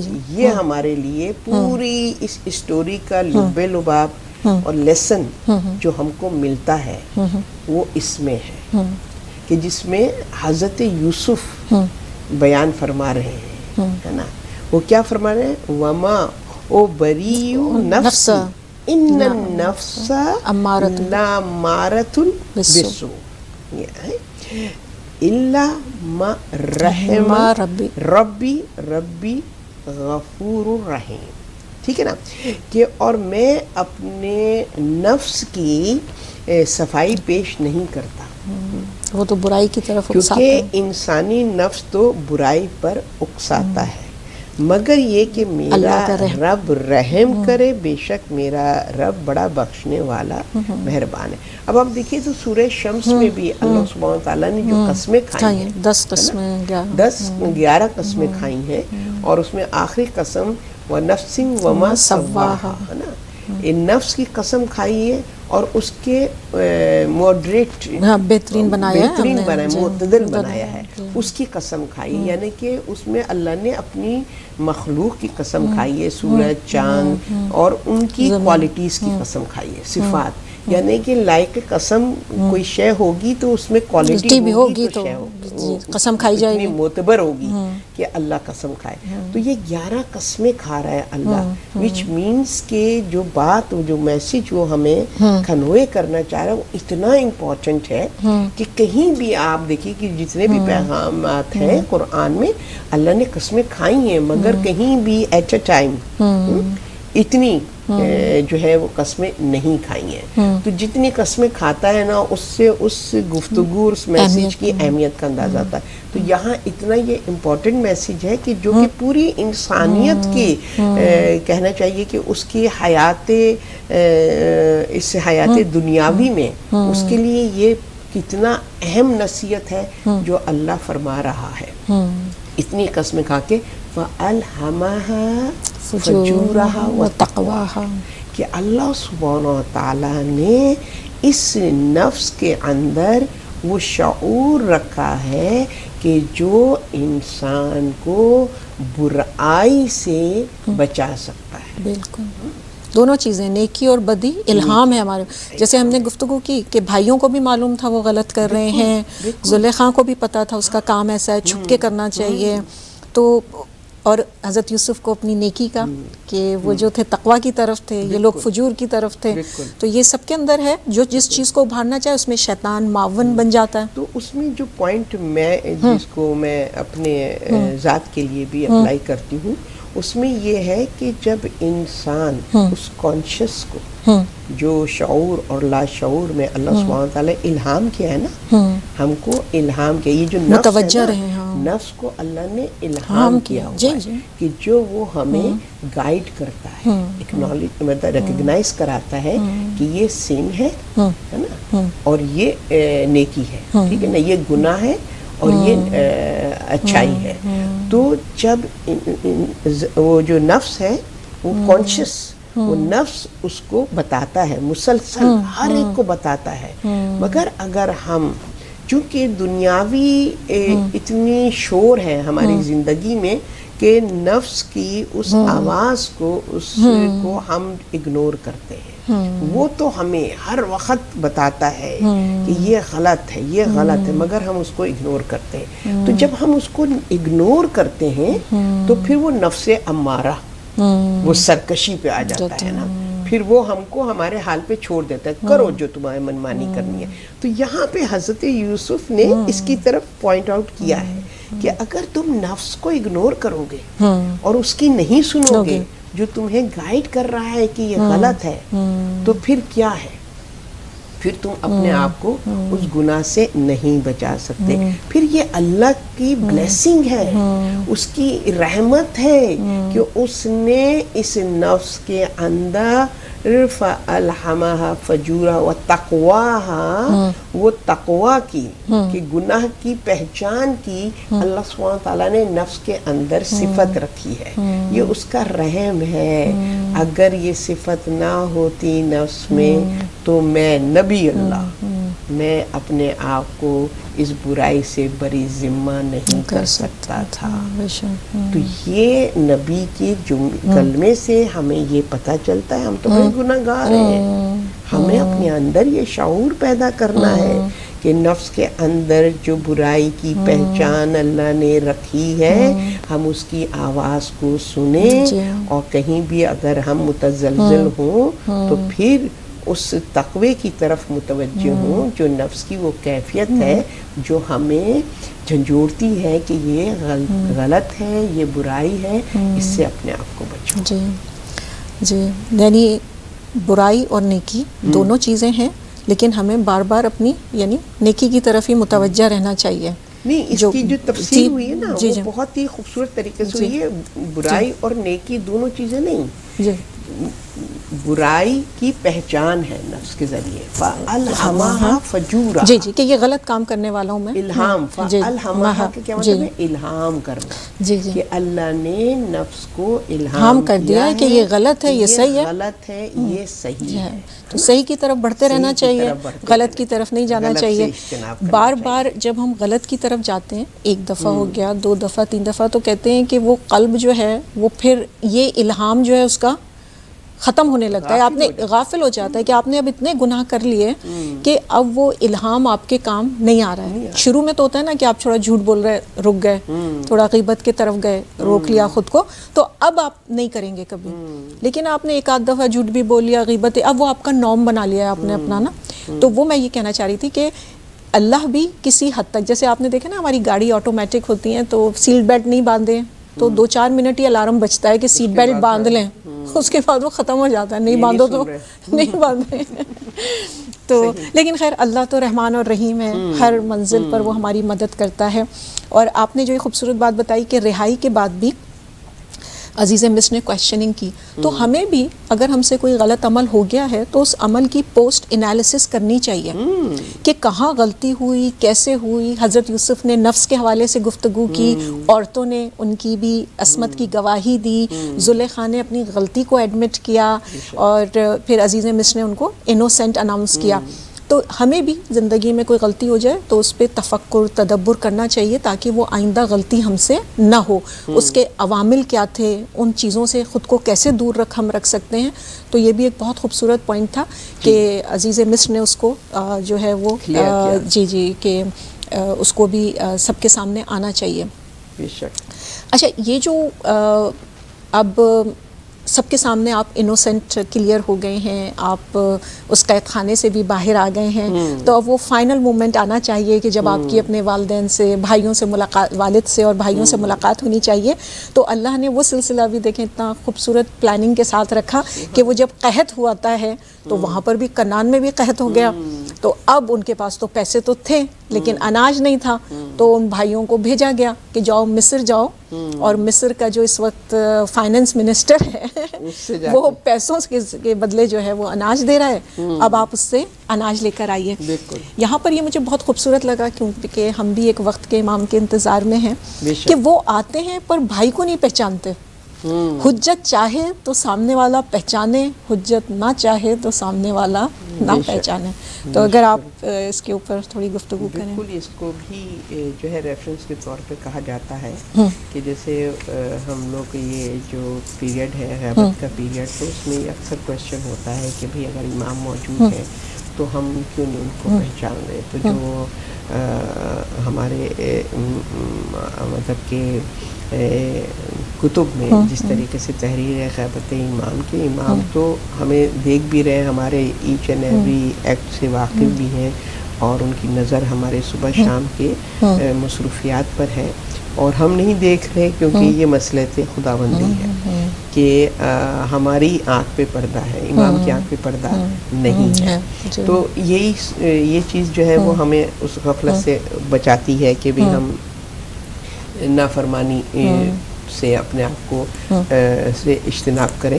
تو یہاں پر وہ مثال حضرت یوسف کی دی جاتی ہے کہ ان کے بھائی جو ان کا خون ہے اور دیکھ چکے ہیں، ہم نے تو اپنے امام کو دیکھا نہیں ہے نا، تو وہ تو دیکھ چکے ہیں، ان کو پہچاننا چاہیے، ساتھ میں زندگی بسر کی ان کے ساتھ ہے، مگر وہ چونکہ اللہ اس سخت ان کو غیبت میں رکھے ہوئے ہیں تاکہ وہ ان کو مطلب کہ ایک وقت مقرر ہوگا کہ جب وہ ظاہر ہوں گے اور پھر وہ بھائی لوگ جو ہیں وہ اپنی گناہ کا اقرار کریں گے اور پھر شرمسار ہوں گے.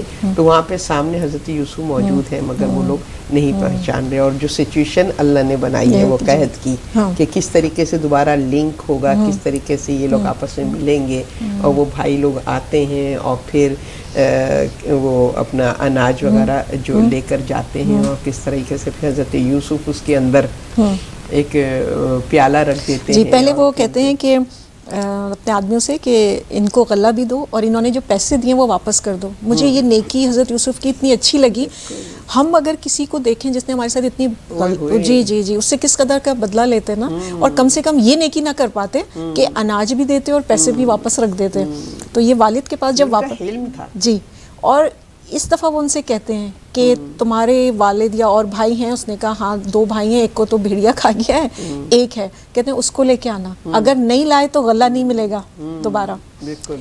یہ جب واپس جاتے ہیں والد کے سامنے جب غلہ کھولتے ہیں تو پیسے بھی نکل آتے ہیں، تو وہ تو کہتے ہیں ہمارے ساتھ تو بہت ہی اچھا ہو گیا، غلہ بھی مل گیا، پیسے بھی واپس آ گئے. پر اس نے ایک شرط لگائی ہے کہ اپنے بھائی کو لے کر آنا. تو پھر حضرت یعقوب اسی کیفیت سے گزرتے ہوں گے کہ پہلے بھی ٹرسٹ کیا تھا ان بچوں کے اوپر، ان کے لیے مشکل تھا، تو اب بنیامین کے لیے میں دوبارہ ان کے اوپر کیسے ٹرسٹ کر سکتا ہوں.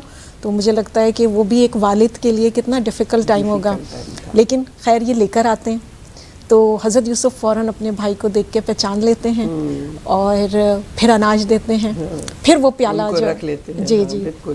اس میں جو ایک پوائنٹ ہے کہ آپ کے ساتھ کوئی زیادتی کرے تو جو آپ کا حسن سلوک ہے جی وہ بڑا پاورفل ہوتا ہے. بدلہ اگر آپ نے لے لیا تو کوئی اس کا امپیکٹ ایسا نہیں ہوتا. یہی احسان محسنین کا ورڈ یہاں پہ کافی جگہ، یہ میسج ہے اس سورہ کا. جیسے کہ ظاہر ماہ رمضان ہے اور اس میں ہمارے مولا کائنات حضرت علی مرتضیٰ علیہ السلام کی شہادت کے ایام بھی آئیں گے، تو ہم اس میں بھی دیکھتے ہیں کہ ابن ملجم نے روزے دار امام کو شہید کیا، اور اس کے بعد جب اس کو پکڑ کے لایا گیا ہے تو امام کس کیفیت میں، کس حالت میں ہے نا، خونم خون ہوئے ہوئے ہیں، اور اس میں وہ اپنے قاتل کو دیکھ رہے ہیں کہ وہ رسیوں سے ٹائٹلی بندھا ہے، تو ان کو اس کی ہمدردی ہو رہی ہے کہ اس کی رسیاں کھول دو. اور پھر وہ خوف سے لرز رہا ہے اور پیاس اس کے زبان سوکھ رہی ہے، تو آپ اپنا پیالہ، تو یہ تو ہمیں ملتا ہے انبیاء کی زندگی میں بھی وہ خلق ملتا ہے، ائمہ علیہ السلام کی زندگی میں تو بے مثال خلق ملتا ہے کہ کس طریقے سے وہ اپنے دشمن کے ساتھ بھی جو ان کا رویہ ہے. اور ہمارے یہاں یہ ہے کہ ہم اپنوں کے ساتھ ہمارے دل بہت تنگ ہو چکے ہیں. حقیقتاً آج کی دنیا میں آپ دیکھیے نفسا نفسی کی جو کیفیت ہے وہ اسی طریقے سے ہے. تو پھر کس طریقے سے انہوں نے اپنے بھائی کو روکا ہے، اور پھر ظاہر ہے کہ پھر باپ ان کے اشتیاق میں تشریف لائے ہیں، اور اس طرح سے اللہ سبحانہ و تعالیٰ نے ان بچھڑے ہوئے باپ اور بیٹے کو دوبارہ بڑے بہترین طریقے سے ان کو ملایا ہے اللہ سبحانہ تعالیٰ نے. تو کہتے ہیں کہ آپ اپنے والد کو اس طرح سے بٹھاتے ہیں، بھائی دیکھتے ہیں، جب بھائی پہچان لیتے ہیں تو وہ کہتے ہیں کہ آج اس خواب کی تعبیر پوری ہو گئی کہ آفتاب و مہتاب اور ستارے مجھے سجدہ کر رہے ہیں، کہ خواب پہ جو ہے وہ ختم ہو گئی. تو اس میں ایک اور خوبصورت میسج تھا. ہمارے پاس ٹائم کی کمی ہے، میں بہت معذرت چاہوں گی کہ ہم چاہ رہے تھے کہ ہم ان کو ایلیبریٹ کریں کہ سارے میسیجز ہماری زندگی میں کیسے ہم ان کو اپلائی کریں یا جو ملے ہیں. لیکن ایک آخری میسیج پہ ہم اپنے پروگرام کو ختم کرتے ہیں کہ جب حضرت یعقوب نے ان سے پوچھا کہ تم مجھے بتاؤ کہ تمہارے بھائیوں نے تمہارے ساتھ کیا کیا تھا، آپ کہتے ہیں کہ والد محترم آپ یہ نہیں پوچھیں کہ میرے بھائیوں نے میرے ساتھ کیا کیا، آپ یہ دیکھیے کہ میرے اللہ کا میرے ساتھ کتنا کرم رہا. سبحان اللہ. تو اگر آپ اس پہ تھوڑی سی گفتگو کریں تو ہم اس پروگرام کو وائنڈ اپ کریں کہ ہمیں ان لوگوں کی جو انہوں نے ہمارے لیے پلان کیے یا غلطیاں کی یا ہمارے ساتھ برا کیا، اس سے بلند ہو کر اپنے اللہ کے ساتھ اگر ہم کنیکشن رکھیں تو وہ زندگی کی کامیابی ہے. اور پھر یہ احساس بھی کہ ہم اپنے بہن بھائیوں کی برائیاں جب والدین سے کرتے ہیں ان کے دل پہ کیا گزرتی ہوگی. یہ بھی دیکھیں، آپ نے کہا نا کہ بچے تو سبھی والدین کے لیے برابر، انہوں نے اپنے والد کو اس تکلیف سے بھی بچایا کہ اگر وہ بتاتے کہ اس نے دھکا دیا، اس نے ایسے کیا، اس نے وہ دوبارہ جی اس اذیت سے بھی گزرتے. تو آپ انسان کو ہمیشہ اللہ کے کرم کو فوکس رکھنا چاہیے، نہ کہ جو تھوڑے بہت ٹیسٹ اینڈ ٹرائلز دنیا والوں کی طرف سے ملے ہیں تو وہ بھی ہمارے درجات بلند کرنے کے لیے ہوتے ہیں. اس کے بعد آپ دیکھیے کس طرح سے جو ہے حضرت یوسف نے وہ اپنا مقام پایا کہ سب بھائیوں نے بھی اپنی غلطی کو مانا. اور کہ جب انہوں نے اپنی جرنی کے بارے میں بتایا تو ساری مصیبتیں اور جو ہارڈ شپ انہوں نے فیس کی تھی، وہ کہتے ہیں نا سائیکولوجیکل ایک آپ پہ اثر پڑتا ہے کہ الحمدللہ اللہ سبحانہ تعالیٰ نے ان کو کس طریقے سے ان کے لیے راستے بنائے ہیں اور آج میرا فرزند جو ہے اس مقام پر ہے. تو یہ یہاں پہ فارگیونیس جو ہے نا، معافی کا ایک میسج ملتا ہے کہ جو ہے گرج نہیں رکھو، وہ تمہارے دل کو جو ہے مریض کرتی ہے، تمہارے خود تمہارے اپنی ذات کے لیے ہارمفل ہوتا ہے. تو تم میں اگر درگزر ہو اور معافی، یہاں پہ بڑا خوبصورت ایک میسج ٹورڈز اینڈ ملتا ہے کہ کس طریقے سے آپ نے معاف کر دیا اور ایک دفعہ بھی شکوہ نہیں کیا، کہ ریمائنڈ کراتے اپنے بھائیوں کو، جو ہے امبیرس کرتے کہ تم نے میرے ساتھ تانا دیتے، تم نے میرے ساتھ یہ کیا یہ کیا یہ کیا. نہیں، تو آپ سوچئے کہ پھر ان کے بھائیوں نے ان کے آگے سجدہ کر دیا کہ واقعی یہ لائق سجدہ تھے کہ اللہ کی طرف سے منتخب کیے گئے تھے. تو یہ ان کے خواب جو دیکھا تھا وہ حقیقت میں یہ ڈیزرو کرتے تھے، یہ اس کمال پر ہیں کہ جس پہ ہم پہنچ نہیں سکتے. اور اللہ جب انتخاب کرتا ہے ناانصافی نہیں کرتا ہے، جن کے اندر وہ صلاحیت ہوتی ہے ان کا انتخاب کرتا ہے کہ وہ اس عہدے کے مستحق ہیں. بے شک. جی ناظرین، ٹائم کیا جو ہے اب ہمارے پروگرام کا ختم ہو گیا ہے، اور آج کا میسج جو سب سے بہترین ہمیں ملا ہے وہ یہی ہے کہ ہم زیادہ سے زیادہ نیکیاں کریں. اور ماہ مبارک رمضان جو یہ مہینہ ہے یہ نیکیوں کا ہی مہینہ ہے کہ ہم جتنا بھی بڑھ چڑھ کر نیکیوں میں حصہ لے سکتے ہیں، کسی کی زندگی کو آسان کر سکتے ہیں، چاہے وہ درگزر کر کے، ان کو معاف کر کے، یا ان کی فائنینشیل یا کسی بھی طرح سے ہم مدد کر کے کر سکتے ہیں. تو ضرور آگے بڑھیے، کیونکہ یہ وہ مہینے ہیں کہ جہاں پر ہر نیکی کو اللہ تعالیٰ اس کا بدلہ کئی گنا دیتا ہے. انشاءاللہ اگلے ہفتے آپ سے پھر ملاقات ہوگی ایک نئی سورہ کے ساتھ، جس میں ہم دیکھیں گے کہ ہمارے لیے کیا سبق ہے اور ہم کس طرح سے اپنی دنیا و آخرت کو بہترین بنا سکتے ہیں. اجازت دیجیے، والسلام علیکم ورحمۃ اللہ وبرکاتہ.